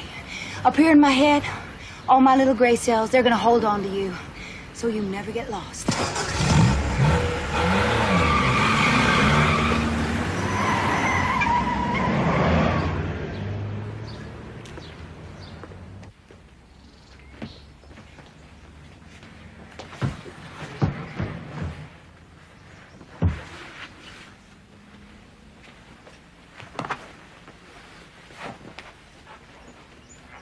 Think you can put the pillows where they're supposed to be?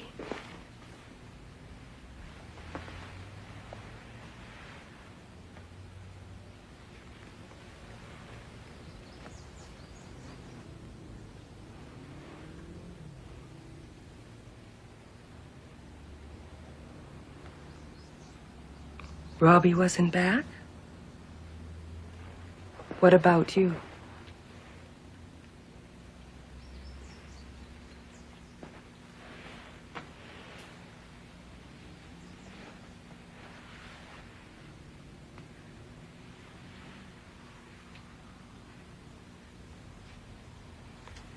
And Shauna?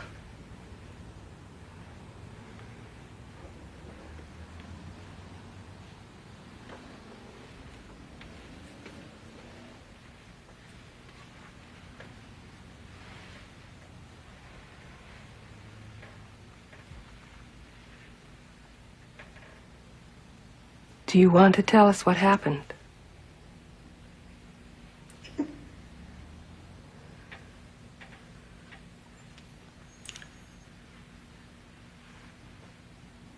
Trunk. Why don't you just play your mama's part? You be your mom.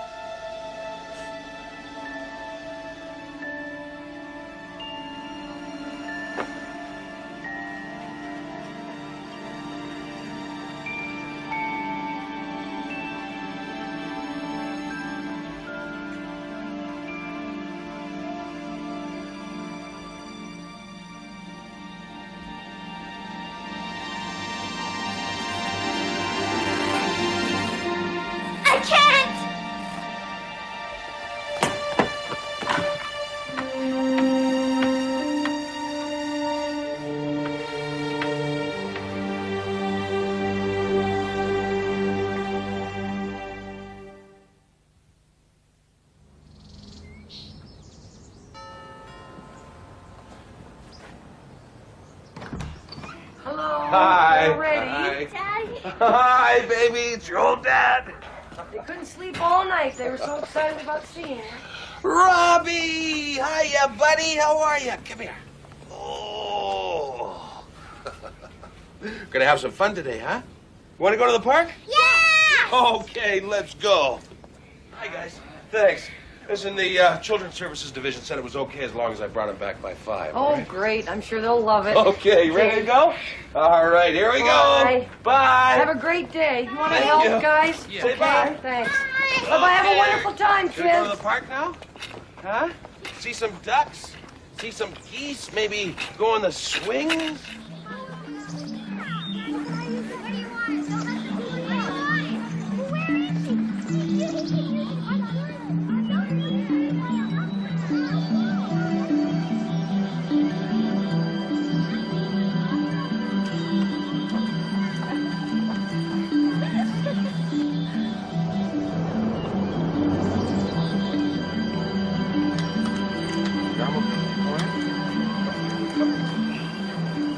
Up.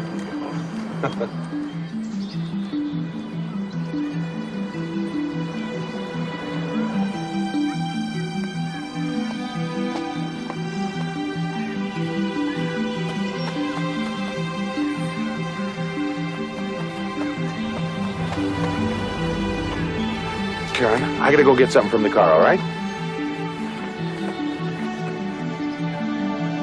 Diane, wait, don't wake him up. God, what is the matter with you?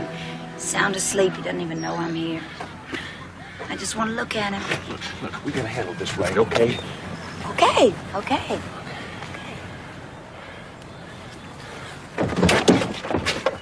No, he doesn't even look paralyzed to me. Looks like he's gonna get up and run around the park. He's not running nowhere. You know what that is? That's a wheelchair, and he's never gonna get out of it either. All he needs is love. You know, I could make him walk, boy, Paul. He just needs his mother. That's what he needs now, his mother. I just want to hold him. I just want to be close to him. You're all I've got left in the world. I'm the mother. Diane. Please, Diane. Oh, damn it, she's seen you. Karen? Oh, look, okay, it's all right now. She's already seen me. Let me tell you, I just want to go and hold her for 1 minute. And then I'll get in my car. I'll be out of here. Nobody will ever know. Look, she'll know. She won't tell. I'll tell her, you know. We'll keep it a secret, okay? I'm just gonna... Damn it, please. Okay, just for a minute. Okay. But you gotta promise me, Diane. I mean, I could get really in big trouble over this. Hey.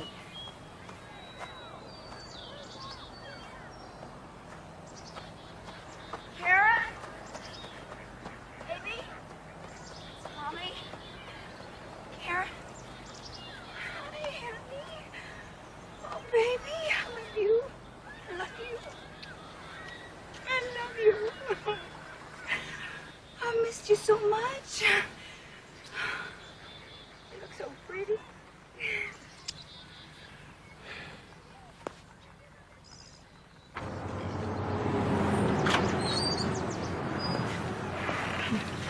She'll be back in a half an hour. I give you my word. We just want a little girl time together while Robbie's finishing his nap, don't we, Karen?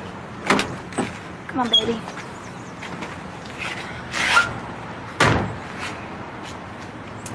So we're just gonna take a little ride and be back. We'll be here waiting. Okay.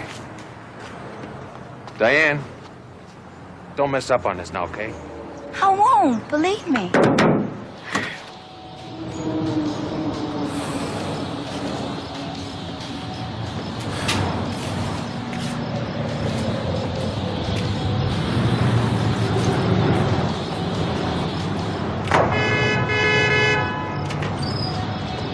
Diane!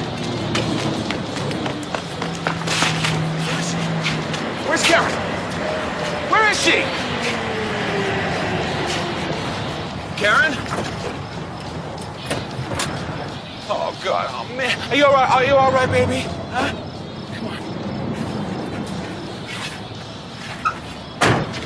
What's the matter with you? You're satisfied you scared her to death. Where were you? We're at Hendricks Park. We were talking What were you talking about? about old times. about the good times that are going to come in the future, and about school, and about reading, and about Shauna, and how she's still with us no matter what, and about how we're the four musketeers and always will be. Did you talk about the shooting? No, she wanted... Just tell me. She wanted to, but I told her I couldn't because I promised the police. You've been gone for hours. That's because I had a brainstorm. I wanted to take her over to see her grandma and her grandpa. Daddy showed her how to use the computer, and she can only use one hand, and maybe she doesn't talk so well, but she's still sharp in her brain. You don't believe me? Ask her. Go on, stop bullying me. Say goodbye to Rob. Just get the hell out of here. I should have known better. She loves me. She was holding on to me and begging me not to come back here. Go, just go on. She didn't want to come back here. She wanted to stay with me. You should have seen her. You should have seen my dad. My dad was crying, and you know my dad forbids crying. Karen and I understand each other. Don't we, baby? Don't we, Karen? I did it. I saw my kids. I fooled them all. All the police and all the detectives, the children's service, the psychiatrists, all the judges, the whole bunch. Oh, you should have seen my kids. They were so happy to see me. They were jumping all over me. Robbie was jumping? Yeah, he was jumping in his head. You know, that's what counts. What's going on in his head? He's paralyzed, but you know how great Robbie is. He doesn't even seem to mind. Are you going to report this? I'm on to you, darling. I know you tell him we've been talking. Well, go ahead. I know you've been telling the police every damn thing I say, so go ahead. Stab me in the back. Nothing's gonna stop me. I'm hanging up, Diane. I got nothing to say.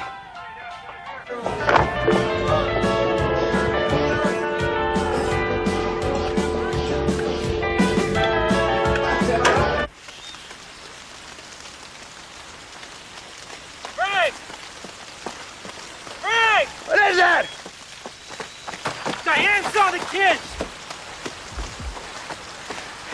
What are you talking about?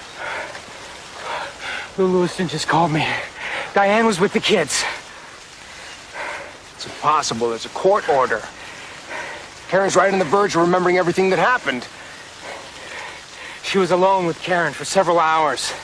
She could have threatened her, frightened her.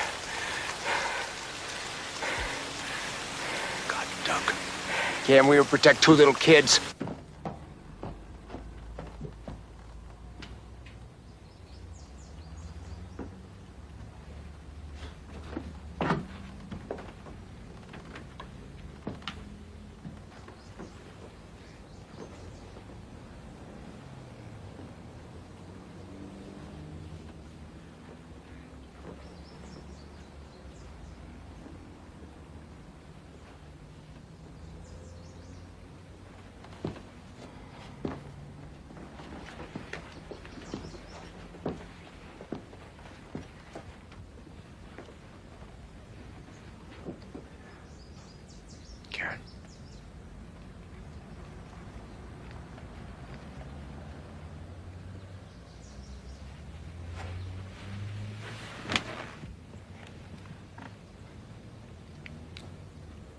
You saw your mom?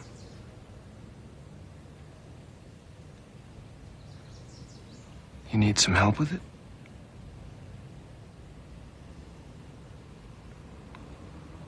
Do you want to talk to me about it?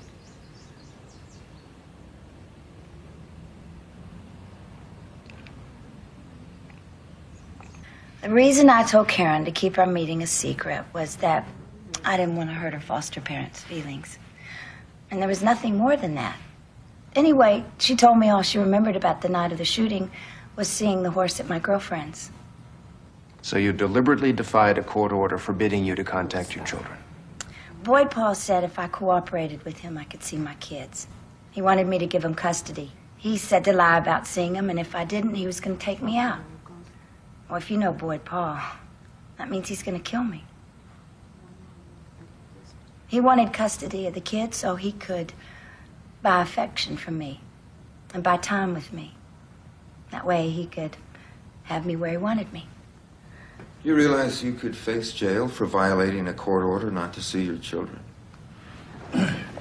Judge Foote, I think a jail sentence at this time would be inadvisable for my client. My client is 2 to 3 months pregnant.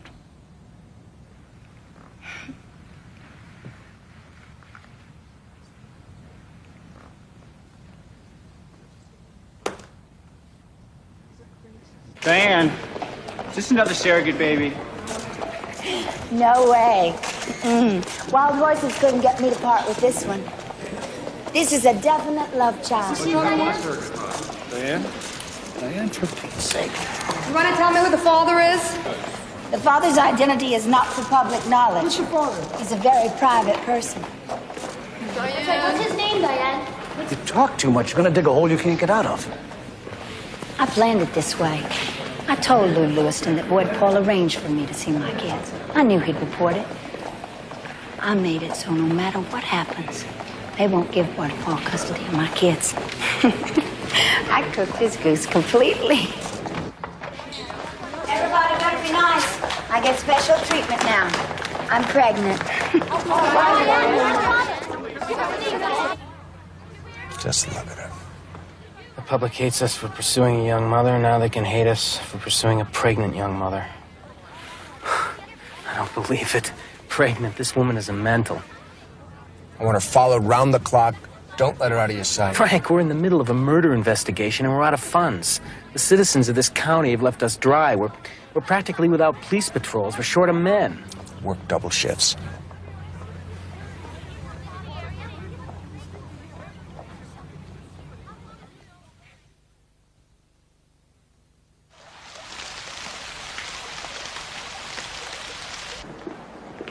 Ta-da! Pretty color. Look. You're spending money like it's going out of style. I have to have some maternity clothes. I'm growing out of everything. Sit down, eat while it's hot. Yeah. You out shopping, spending every dime you make. Never know what you're up to. Let's not start that again. Please.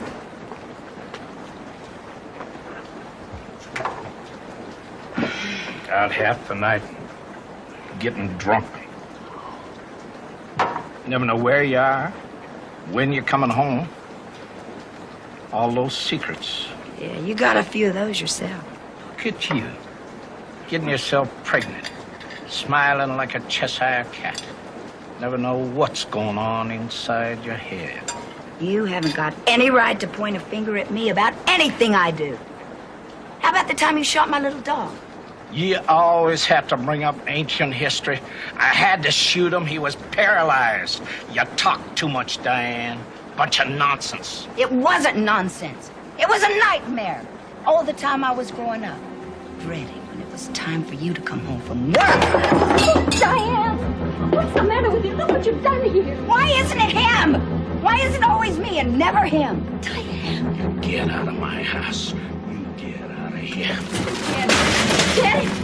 Now, Carrie, get out of here! Stop it! Move! I'm Daddy, telling you! please! Daddy! I mean it! Daddy! Do you hear me? Please, please!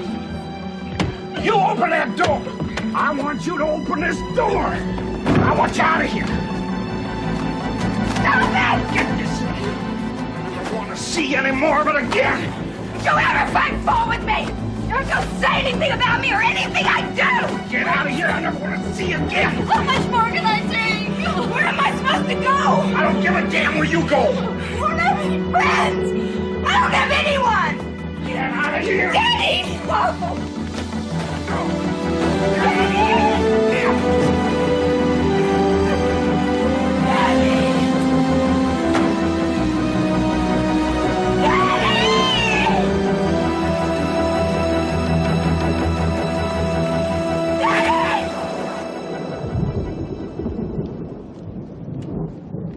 Dear Lou, nobody else can fill your empty place in my bed or in my heart. I guess I really have been bewitched. That's why I had to see you again.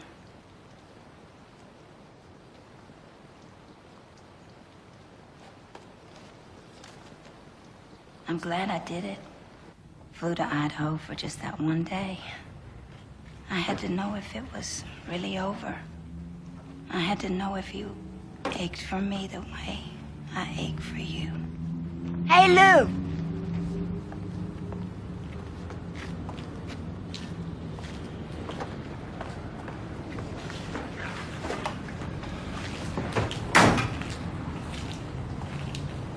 How you doing? I'm all right. What are you doing here, Diane? You gave me this chain. I mean, doesn't mean anything without the love you had when you put it around my neck. It's not mine to keep if you don't want me anymore. So I came here to give it back.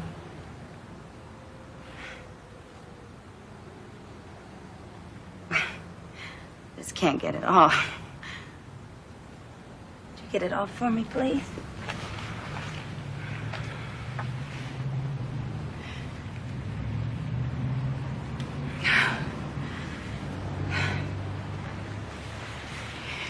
You know, I'm gonna do the same thing to you did to me.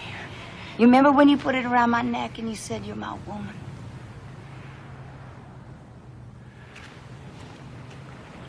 You're my man, Lou. Doesn't matter what happens. Doesn't matter where you are. You'll always be my man. So I just came all the way from Oregon to tell you that. It's over. I told you before.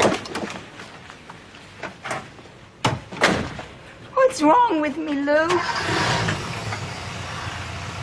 There's nothing wrong with you. I just don't want to be a daddy.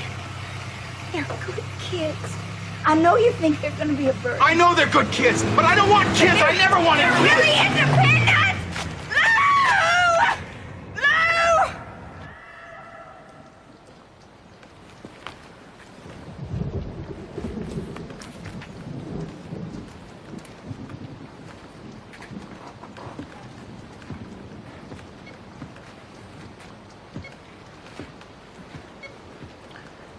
Lola, listen to this.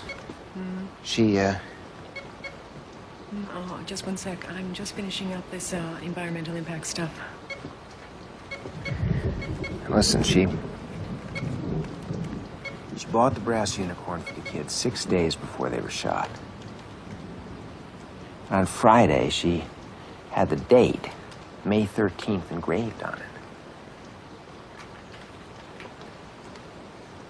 Maybe the unicorn was a memorial to her 3 children. I mean, maybe the kids were supposed to die on Friday the 13th, and the plan got aborted. It got postponed. How could a mother do that? It's a primal instinct to guard over the life of your child. It's your immortality.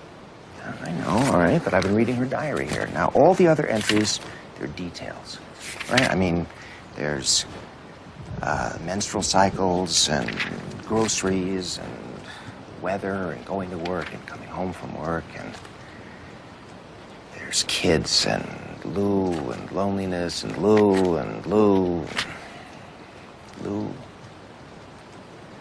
And on the last day, there's no entry at all.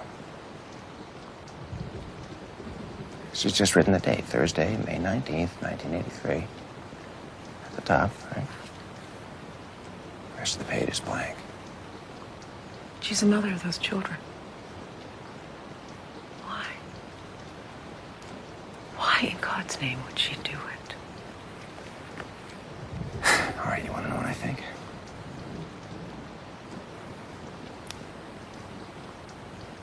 Diane sacrificed her children because the love of her life, Lou Lewiston,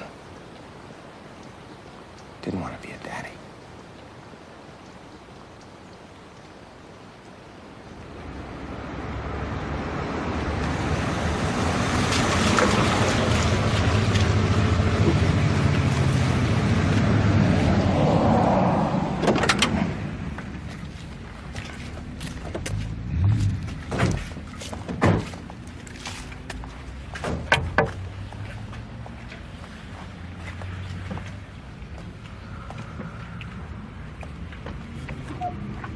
Today's the day, Diane.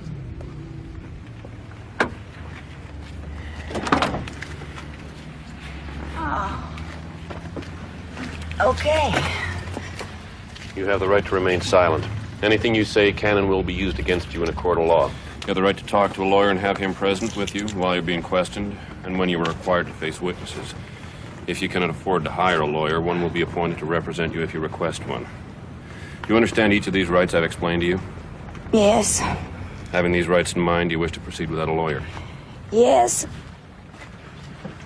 Can I have a piece of gum out of my purse? Thanks. You leave anything in the car? My diary.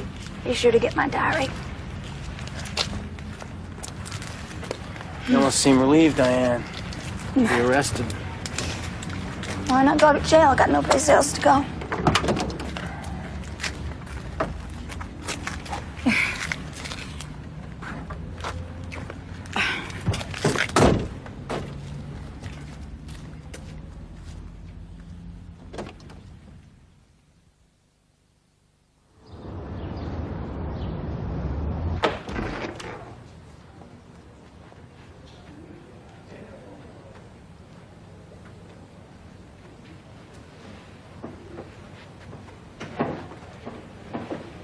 And this is the courtroom. Come on. Let me show you where you're going to be. These are the benches. Right? This is where everybody's going to sit. And up here is where the judge is going to sit. And the jury sits over here. And they all listen to what everybody has to say. Frank will be sitting here. Right? And here, I'll show you. When it's time, they'll bring you in from the judge's chambers, and the bailiff will show you where to sit. You want to sit there? You want to try it out?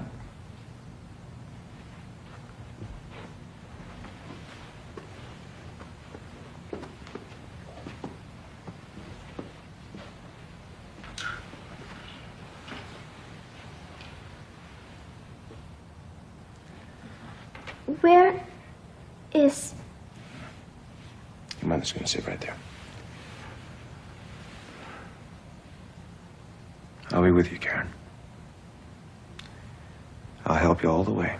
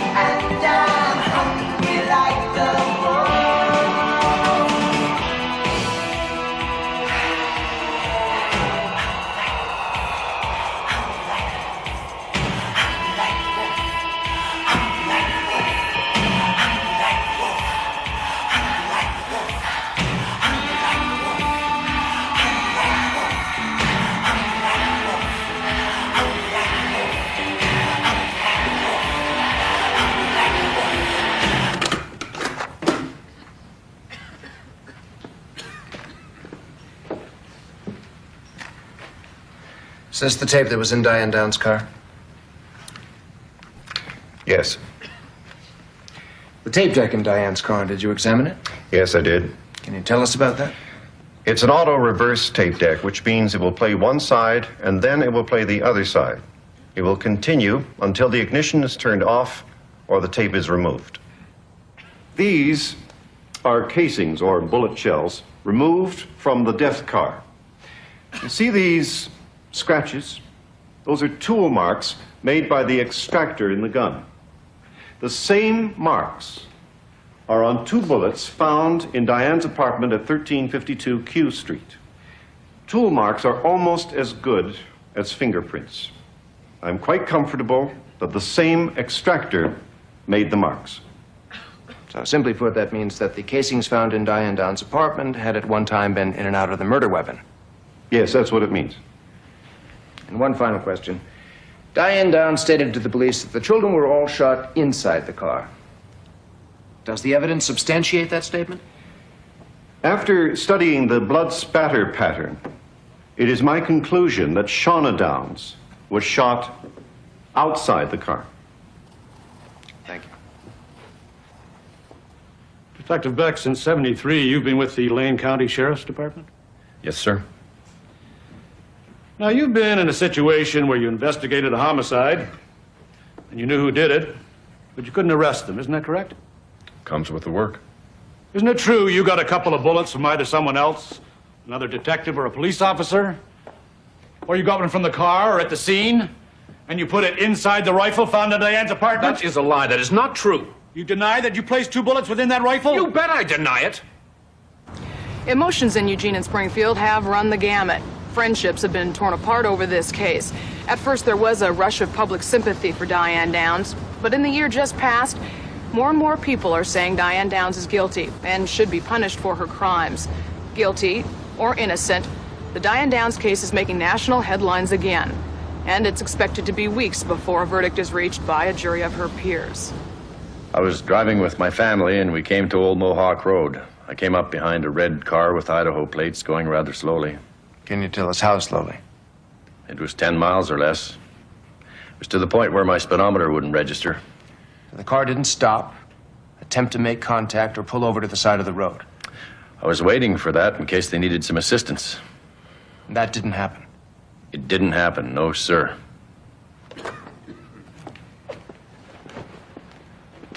Joseph Inman has testified that he passed Diane's car at 10:17. Diane was only 4.5 miles from the hospital, and yet it took her over 22 minutes more to reach the emergency entrance. May I remind the court that 2 of the children did reach the hospital alive? Boyd Paul, did you ever have sexual contact with Diane Downs after your divorce? Yeah. It happened one time between us. Pretty cold and callous. She was involved with Lou at the time. I absolutely could not bat against this guy. That was it.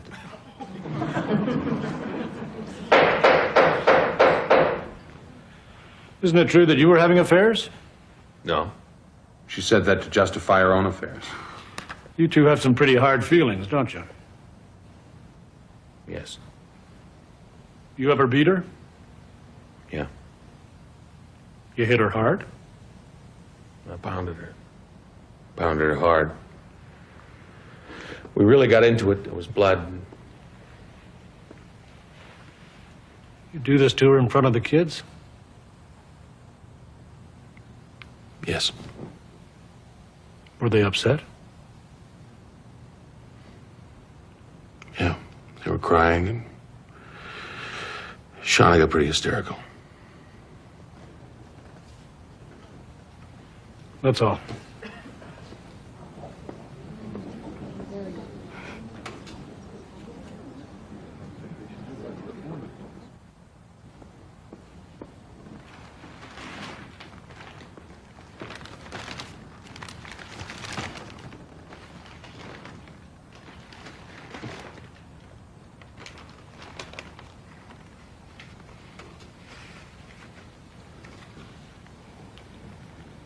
This was Shauna's shirt.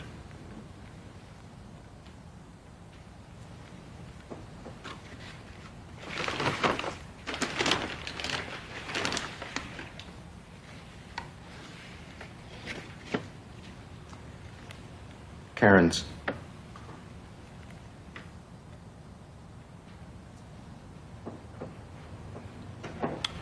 And Robbie's shirt.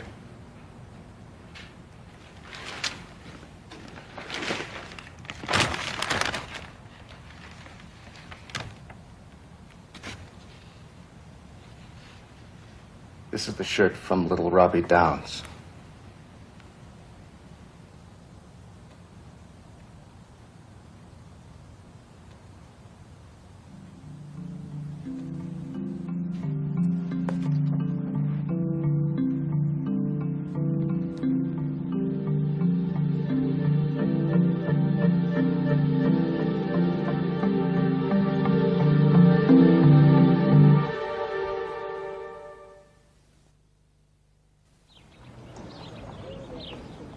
The prosecution calls Lou Lewiston to the stand.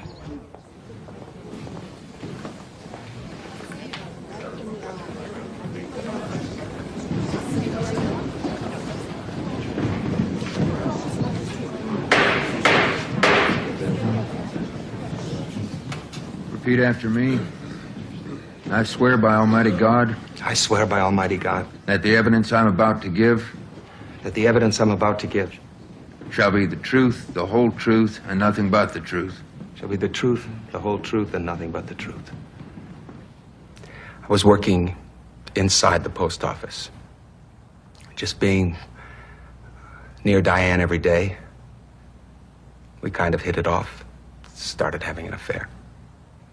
And you were married at the time? Yes, sir. And you're still married? Yes, sir. Do you recall a time when your wife became aware of the affair? Diane was putting a lot of pressure on me. She pushed me all the time.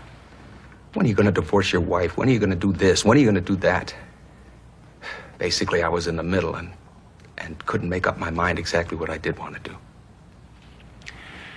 And what was your relationship with her children? I had told her I was not interested in being a daddy or a father to her kids. I just never have been and do not want to be a father. Would you tell the court some of the events that occurred before she left Idaho? Well, she was pushing me to sell my house and get to Oregon. A few days before she left, she offered me the use of a .22 Ruger pistol. She told me her ex-husband, Boyd Paul, was threatening to beat me up.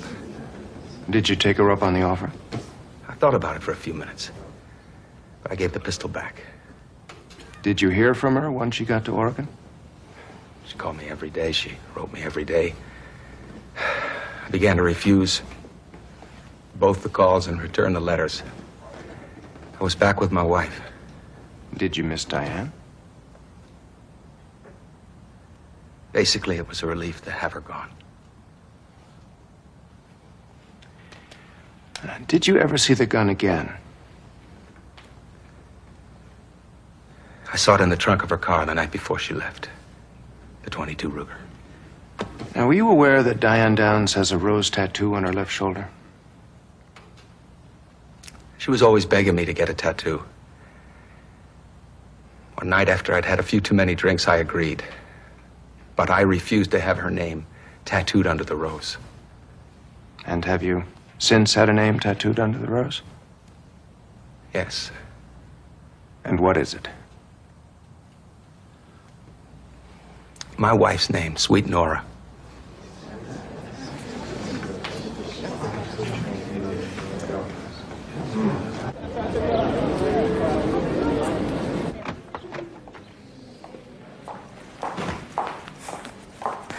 I was sure you were going to have the baby last night. She was doing somersaults. So this baby's all that's keeping me going. It's a big day for you. You ready to testify? I can't wait. I want everybody to know the truth. I'm glad to finally be sitting in this chair. It's been a long wait. Now I got a chance to tell what really happened. Are you aware that while I'm questioning you, you're smiling? No. It's not supposed to be there. Why? Why are you laughing? Well, laughing and crying are two emotions that are closely related. My dad used to get really angry. And you were told to pay attention, don't smile, and don't cry. So you learn not to have any emotions of your own.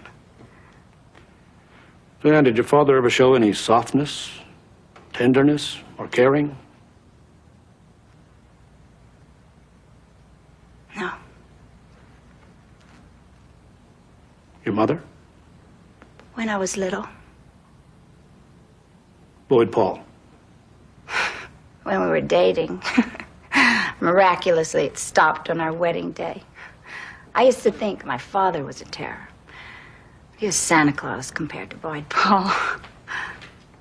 Your children? Oh, kids are different from other people. From the time they're born, they cry for you, they need you. They don't ask anything in return. What kind of a parent were you? The first year, I was learning. And the next few years, I was a bad parent. Boyd Paul and I were always fighting. And Boyd Paul would walk out, and Karen would come over and sit by me, and I'd yell at her. And Shauna was into everything, so I was always screaming at her. What did you do about being a bad parent? I stopped it. Diane, did you ever care enough for any man, whether it be Mr. Lewiston or anybody else, so much that you'd want to harm your own children? That's ridiculous. I mean, I loved Lou. But he was work. He was a lot of trouble. I mean, I loved him. But talk about a headache. No. It's too much work to bother with. I had my children. We were the 4 Musketeers. Now, we didn't need a father in the house to make us happy. I'm going to ask you a question, Diane. A question that I think many people in this court will want to hear the answer to. And the question is, were you aware that you unnerved some of the spectators with your reaction to the song Hungry Like a Wolf? That tape has no bad connotations. That was Shauna's favorite tape. It can't make me feel bad, I'm sorry. Were you aware that you were tapping your pencil? I was just being me. Doesn't mean I don't feel things. Maybe I feel things too much. I'm a Twinkie inside.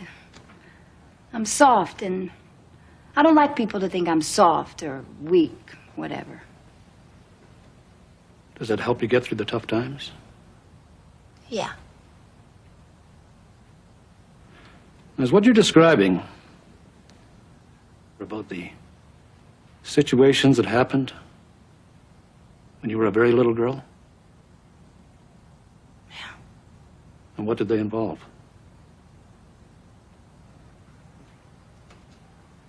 Talking. Touching. Being told not to tell anyone. At the hand of my father. In my house. In different rooms. The others were sleeping. My mom was working. In the car. Fondling. Touching my chest. And other parts of my body where children aren't to be touched. When these incidents were occurring, how would you cope? Blank it out. Didn't exist. It just didn't exist. I'm sure I can't explain this to people because you have to be there to understand it. It's like a nightmare. And it isn't real. And it's happening to somebody else. Well, did you yell? Did you fight back? He was my father. The authority figure. I couldn't do anything. I couldn't tell. You feel trapped. Totally trapped. You can't strike out. So you end up turning that anger inside. And then you lash out at yourself instead of the person that deserves the punishment. And later, when you married Boyd Paul, he dominated you. Did you remain quiet? No. We fought. I'd end up getting hurt worse, but he choked me one time until I blanked out. Did you realize, whether it was a father abusing or Boyd Paul assaulting, did you realize that some of these pressures would have an effect on you? Yeah. I ended up screaming. I screamed a lot at Karen. I was a bad parent.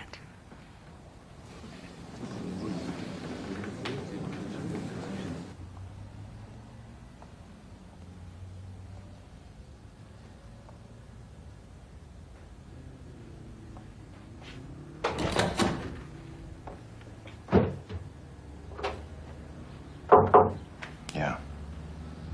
If Mohammed won't come to the mountain will come to Mohammed. It's Sunday. It's a beautiful day. You've got to get out of this office. Yeah.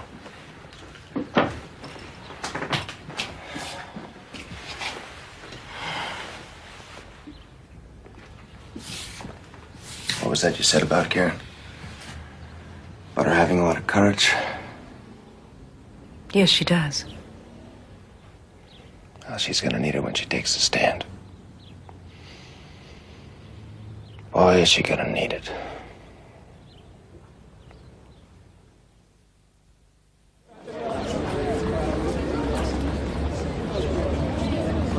All right, let's talk about the night of the shooting. Now, you left your friend's house and it was dark? Yes, And where were you? the Deer Horn. I turned off to debate where to go. I was looking at my checkbook because I knew I had to buy school lunch tickets for the next week. It was dark and you pulled off the road to go over your checkbook? Well, the two kids were asleep in the back, and Shauna had been talking to me about her new little kitten, and then she just curled up on the floor in the seat of the car. Okay. So you're not sightseeing when you left there? What, you're going back to town? Yes, Was the tape playing? it was always playing. And you saw a man on the road? Yes. Now, you have 3 kids in the car, yet you decide to stop the car. Why is that? I thought someone was hurt. I couldn't just roll down the window. And you took the keys from the ignition. Mm-hmm. For the children's safety, I turned the motor off. I mean, you know, in case Shauna climbed up on the seat and hit the gear shift. And you got out of the car. Yes. Goodness, I can't remember everything. Happened a year ago. Well, this is not a significant event in your life? Not before. All right, what details do you remember? Even though it's been a whole year. The eye contact. The bullet holes. And you slammed the door on him? No, Mr. Josiak, I did not. Go ahead, ask me another question. And then he... He asked for the car again. Yeah, a car with 3 gunshot kids in it? Who can make sense out of an insane man? Person. No, man. Person! Man. All right, tell it again, Diane. I faked throwing the keys over my shoulder. He turned in the direction of the keys. I pushed him. I recall my arm being hit. I know now that I was shot, but I didn't know then. I got in the car, I put the keys in the ignition, and I left. And you drove away very fast. I don't know how fast as I could. Well, you made statements that you drove away fast enough so that the door slammed shut. That's true. That's pretty fast. As fast as I could. Karen was choking. I was trying to turn her over. I recall opening Shauna's window. I recall looking down at my arm. It had a towel wrapped around it. You put it on. Well, I probably did, because Karen wasn't going to do it, and Shauna didn't do it, and Robbie didn't do it. You took care of yourself. I did everything to save my children. If I had passed out, they wouldn't have had a chance. You don't recall a car being behind you and having difficulty passing you? No, I don't.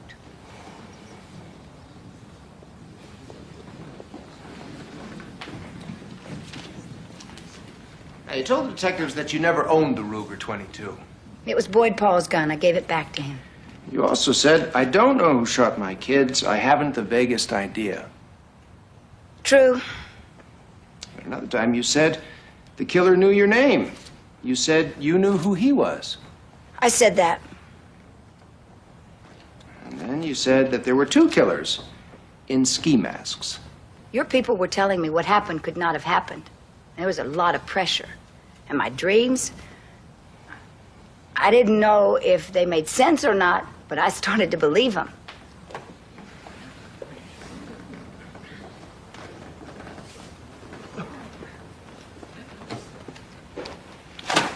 All right, now tell us about the unicorn that you bought a few days before the murder.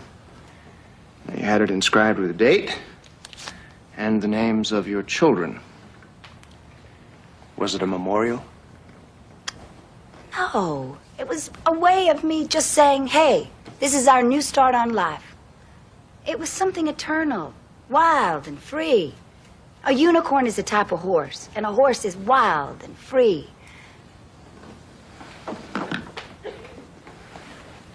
Things very different by the time you got to Oregon? Yes. What about Lou Lewiston? Now, you tried to get him to come with you. You wrote him cards and letters. He wouldn't accept them. He refused you? Yes. Well, how'd that make you feel? I mean, were you uncomfortable pursuing a married man who was in love with his wife? Mr. Josiak, all my boyfriends are married. I've dated people you don't even know about. I can make a list of all my lovers. Would that help?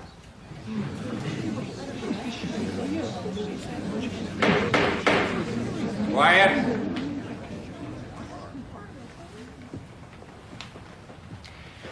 In your diary, you refer to heart love. What's that mean? It's the only love that really matters. It isn't sexual. It's deeper than that. And this is the first time you've ever experienced that, wasn't it? With Lou. Yes. So that's why you kept writing so many love letters to him? I didn't send most of them. I mean, the fact is, I do love him. But in the letters, I was over-dramatizing. Well, you've done that before, haven't you? I mean, you're always over-dramatizing. You have what's known as a histrionic personality. What?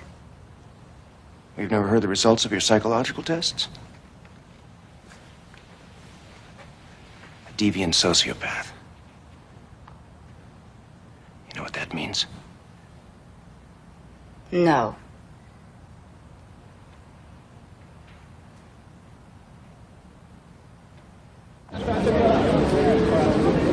The state calls rebuttal witness Karen Downs to the stand.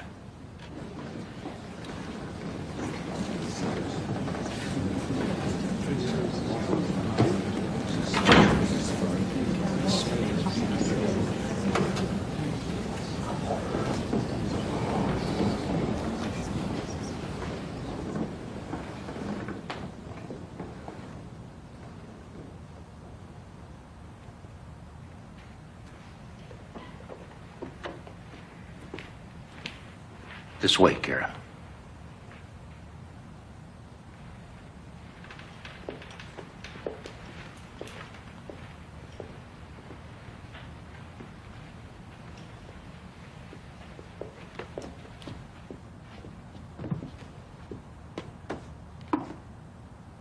Karen, would you place your hand on the Bible? Repeat after me.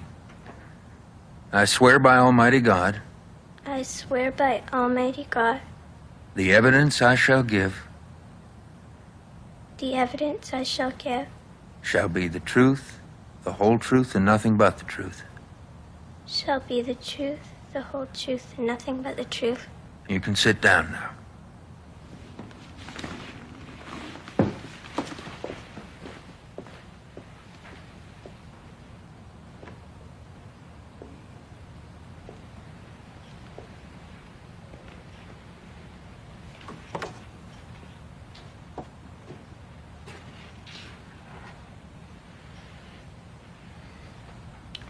You feel okay? You're gonna have to talk to all these people here.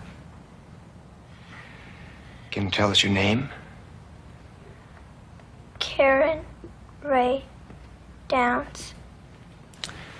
Now, if I said this card was black, would that be the truth or a lie?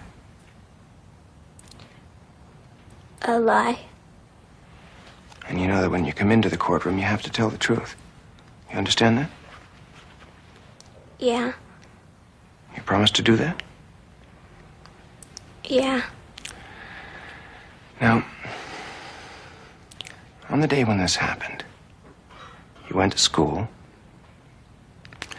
And when you came home from your grandparents, did you go for a ride? Yeah. Me. My mom. Shauna. Robbie. And will you tell us where you went? My mom's friend. And what did you do there? We petted the horse. And when you left the horse, do you remember, was it light out or dark? Dark. And do you remember, was there any music playing in the car? Yeah. Tape. And do you remember, there was a time when the car stopped? Yeah. And when the car stopped, did you see any person standing in the road? No. And when the car stopped, what did your mom do? And pulled the lever that went out to the trunk. And when she got out, pulled the lever that went to the trunk, were you able to see anything else she did? I didn't look at the back. Was the music still playing? Yeah. Was it Hungry Like a Wolf?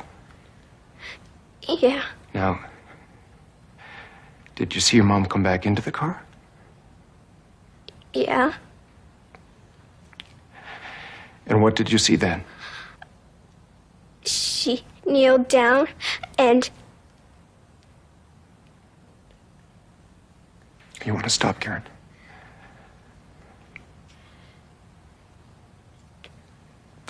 Now, you said that she leaned across the seat.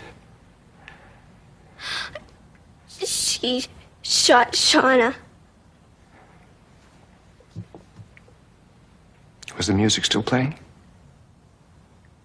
Yeah. And what happened then?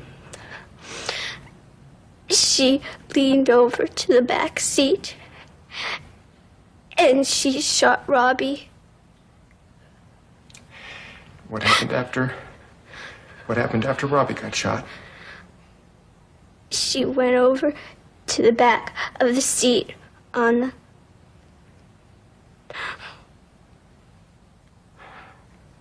Now, Karen, you just stay with me right here. Do you remember when you got shot? Yeah. Who shot you? My mom. And do you love your mom? Yes.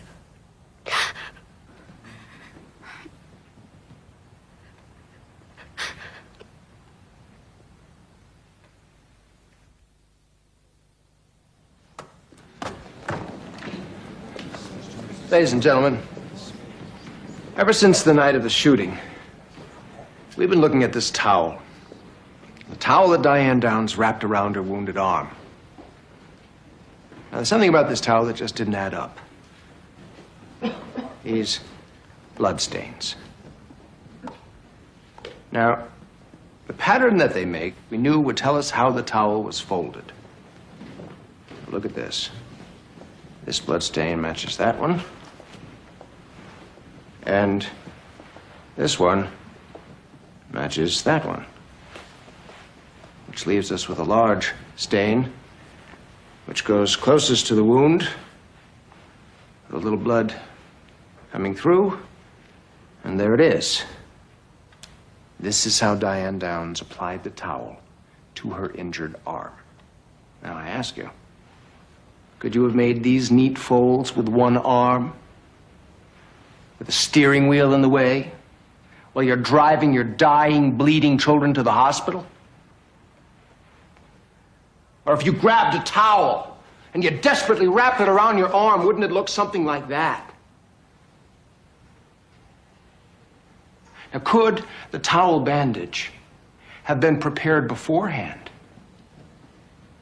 Could Diane Downs have shot herself in the arm and then laid her arm in her lap on this towel and then neatly wrapped the ends around her injured arm and done this even as her children lay gasping for air.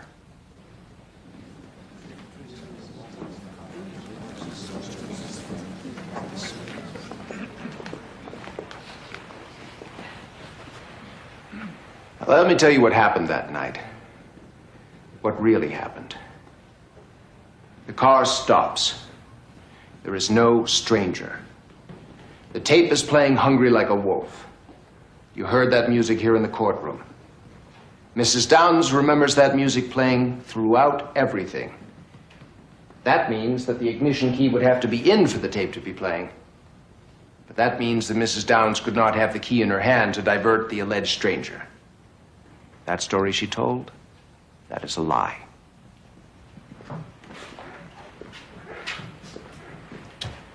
She opens the door. She pulls the lever to open the trunk. She opens the trunk.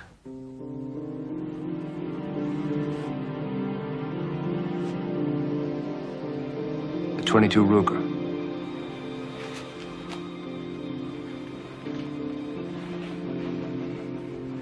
Shauna, lying on the floor.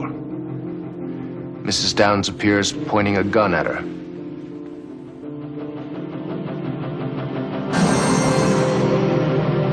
In a reflex action, she opens the door. She tries to get out. She goes down.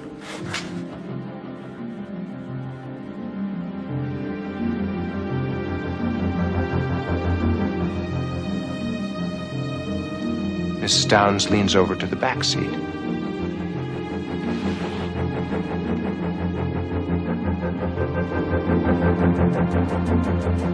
Robbie, maybe you heard the shot. Trying to get further in the corner, or maybe sleeping. He gets shot in the back.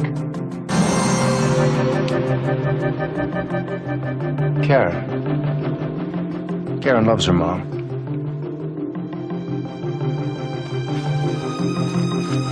What's she thinking at this point? How does she look at her mother after seeing her sister and her brother shot? And here comes Mom over the seat with a gun. There's a shot. Her hand goes up. Stop. Another shot.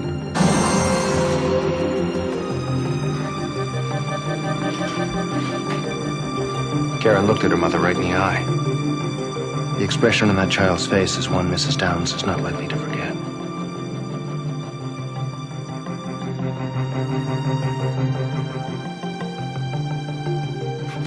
And this is the last shot. Shauna on the outside of the car.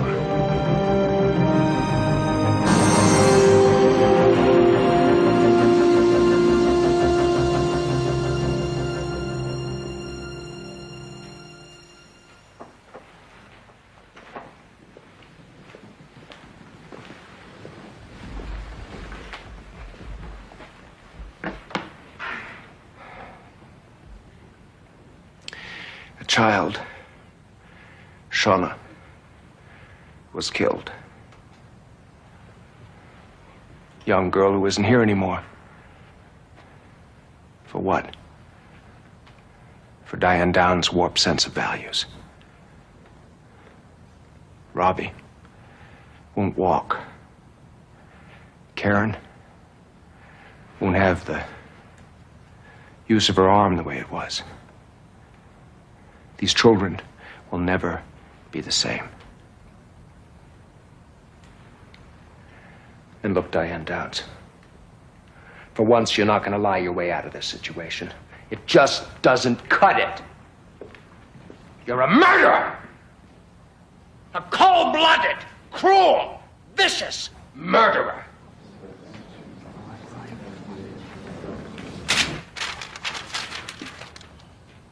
Diane Downs does not react in a way that we expect, are familiar with. And how could she? This is a woman who was molested. She learned to survive by concealing her emotions, by covering them up. The hospital personnel and the police who were mostly males, they looked at Diane and decided how a woman should react. And that has colored this case right from the beginning. Now, why did Karen say Mom did it? She was simply confused. And maybe somebody filled in the blank spaces of the things Karen never saw, that she couldn't have seen. And what else can we expect from a frightened little kid? It's quite clear in the hospital reports that Karen had been talked to numerous times by the hospital staff. Strangers. Taken away from her mother. She was under stress. Subjected to leading questions and unconscious transference. Children are so susceptible.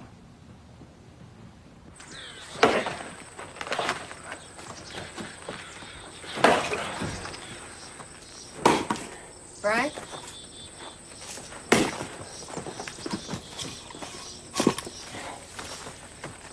Frank, don't shoot. I'm not Diane. Any news yet? Nothing. It's 30 hours. One juror on Dan's side, she goes free. Oh, your tooth again? Your dentist says there's nothing wrong with it. I know what's wrong with it. You've been clenching your teeth so hard at night, they're probably cracking. It's true, Frank. You've been grinding your teeth for months. I'm going to check with that dentist again. There must be something he can give you to make you feel better. One thing's gonna make me feel better. There's nothing to do with my tooth.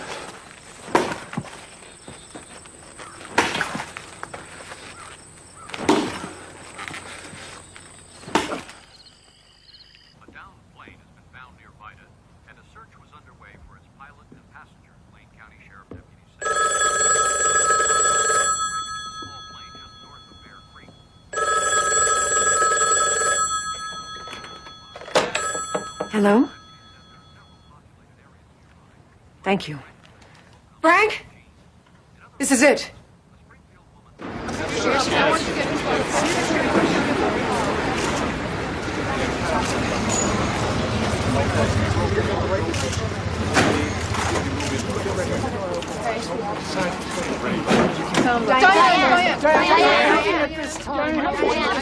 How do you feel, Diane? How should I feel? Diane?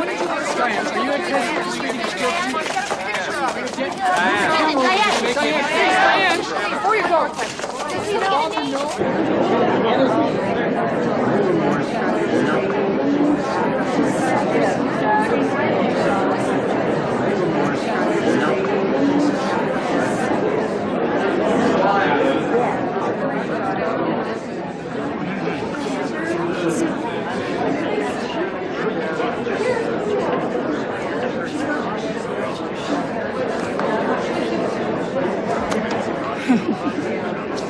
The court is now in session.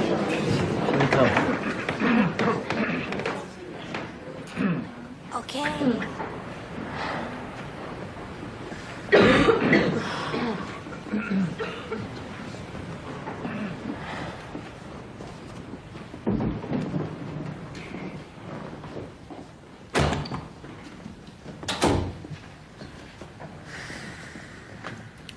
Has the jury reached a verdict? Yes, Your Honor, we have.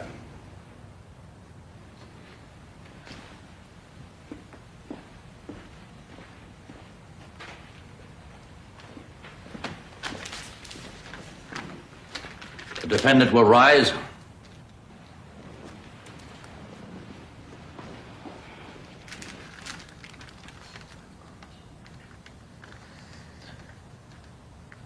On the charge of first-degree assault, counts 3 and 5, we, the jury, find the defendant guilty.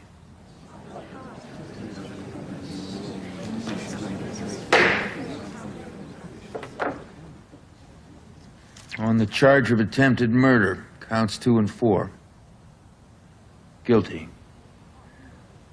On the charge of first-degree murder, guilty. This court is adjourned.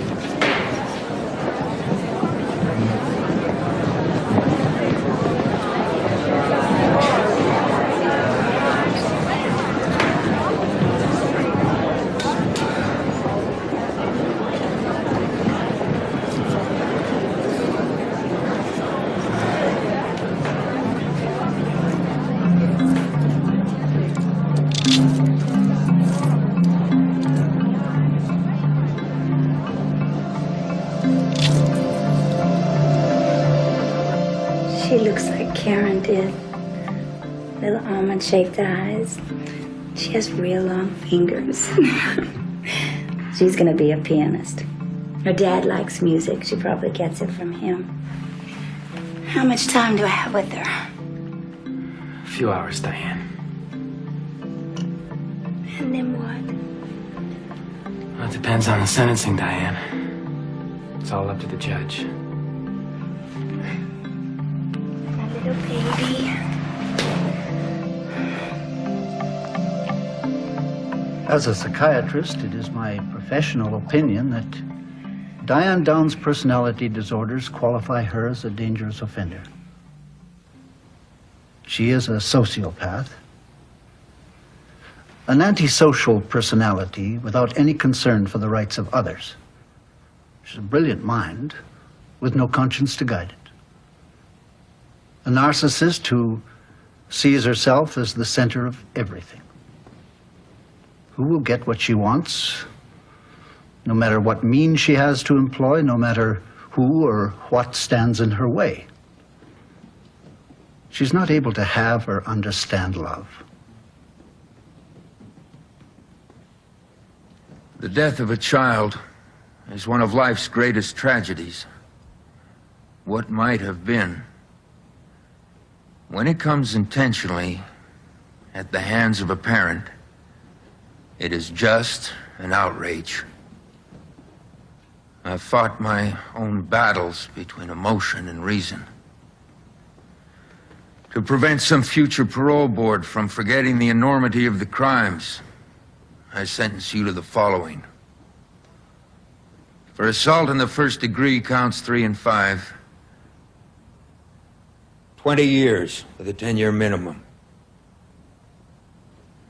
For attempted murder, counts 2 and 4, 30 years with a 15-year minimum. For first-degree murder, life plus 5 years minimum.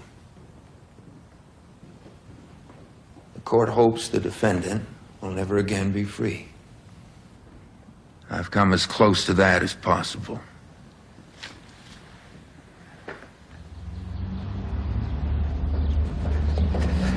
Stand by. Watch it. Diane is in one foul mood. I've never seen her that way before.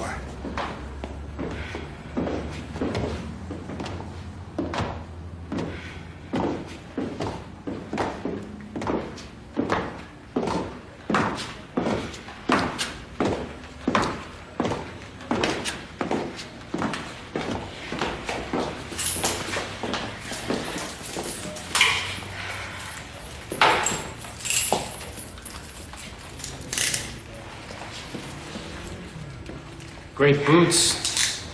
Never seen anything like these before, have you? Only on Batgirl.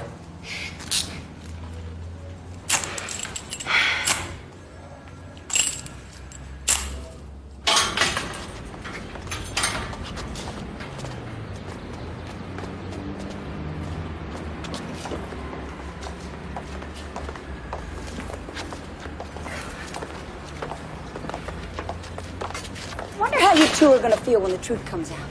One day I'm gonna get out and I'm gonna get the killer. You'll see.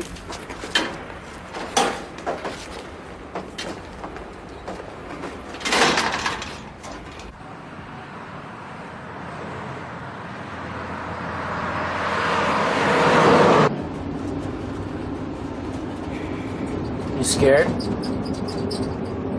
What do you think? Doug. What's your sign?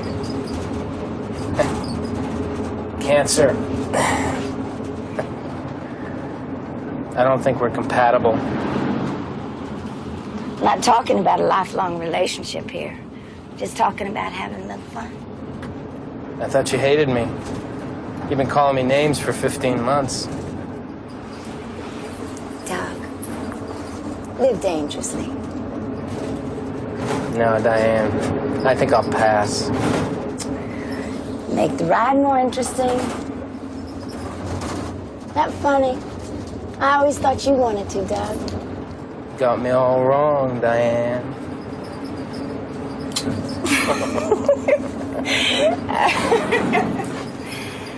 Oh. I'm just gonna make the best of it. I'm gonna take some classes in philosophy, psychology. Who knows, maybe I'll get to work with some teenagers. Help them through this tough, cruel, cold world. I'm gonna be out in 6 months, right after my appeal.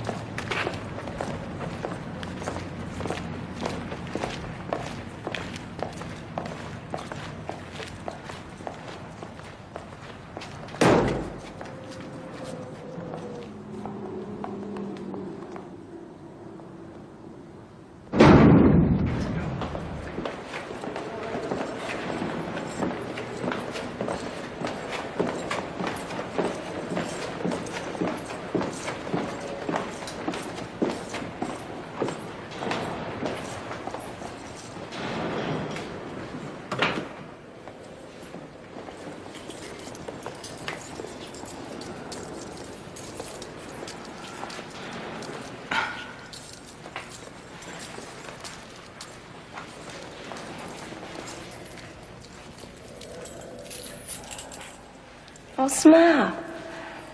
Don't look so sad. Oh, I'm not sad, Diane. I'm elated. I'm thrilled.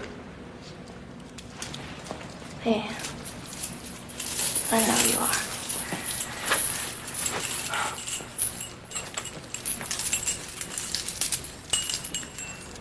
I guess this is it, Diane. I guess.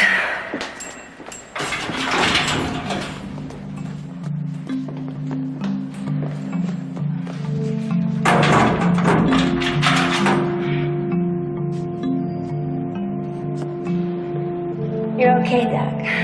You know that?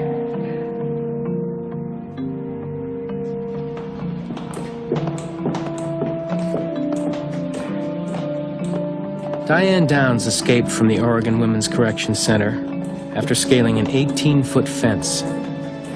She was recaptured 10 days later and is now incarcerated at the Clinton Institution for Women, maximum security in New Jersey.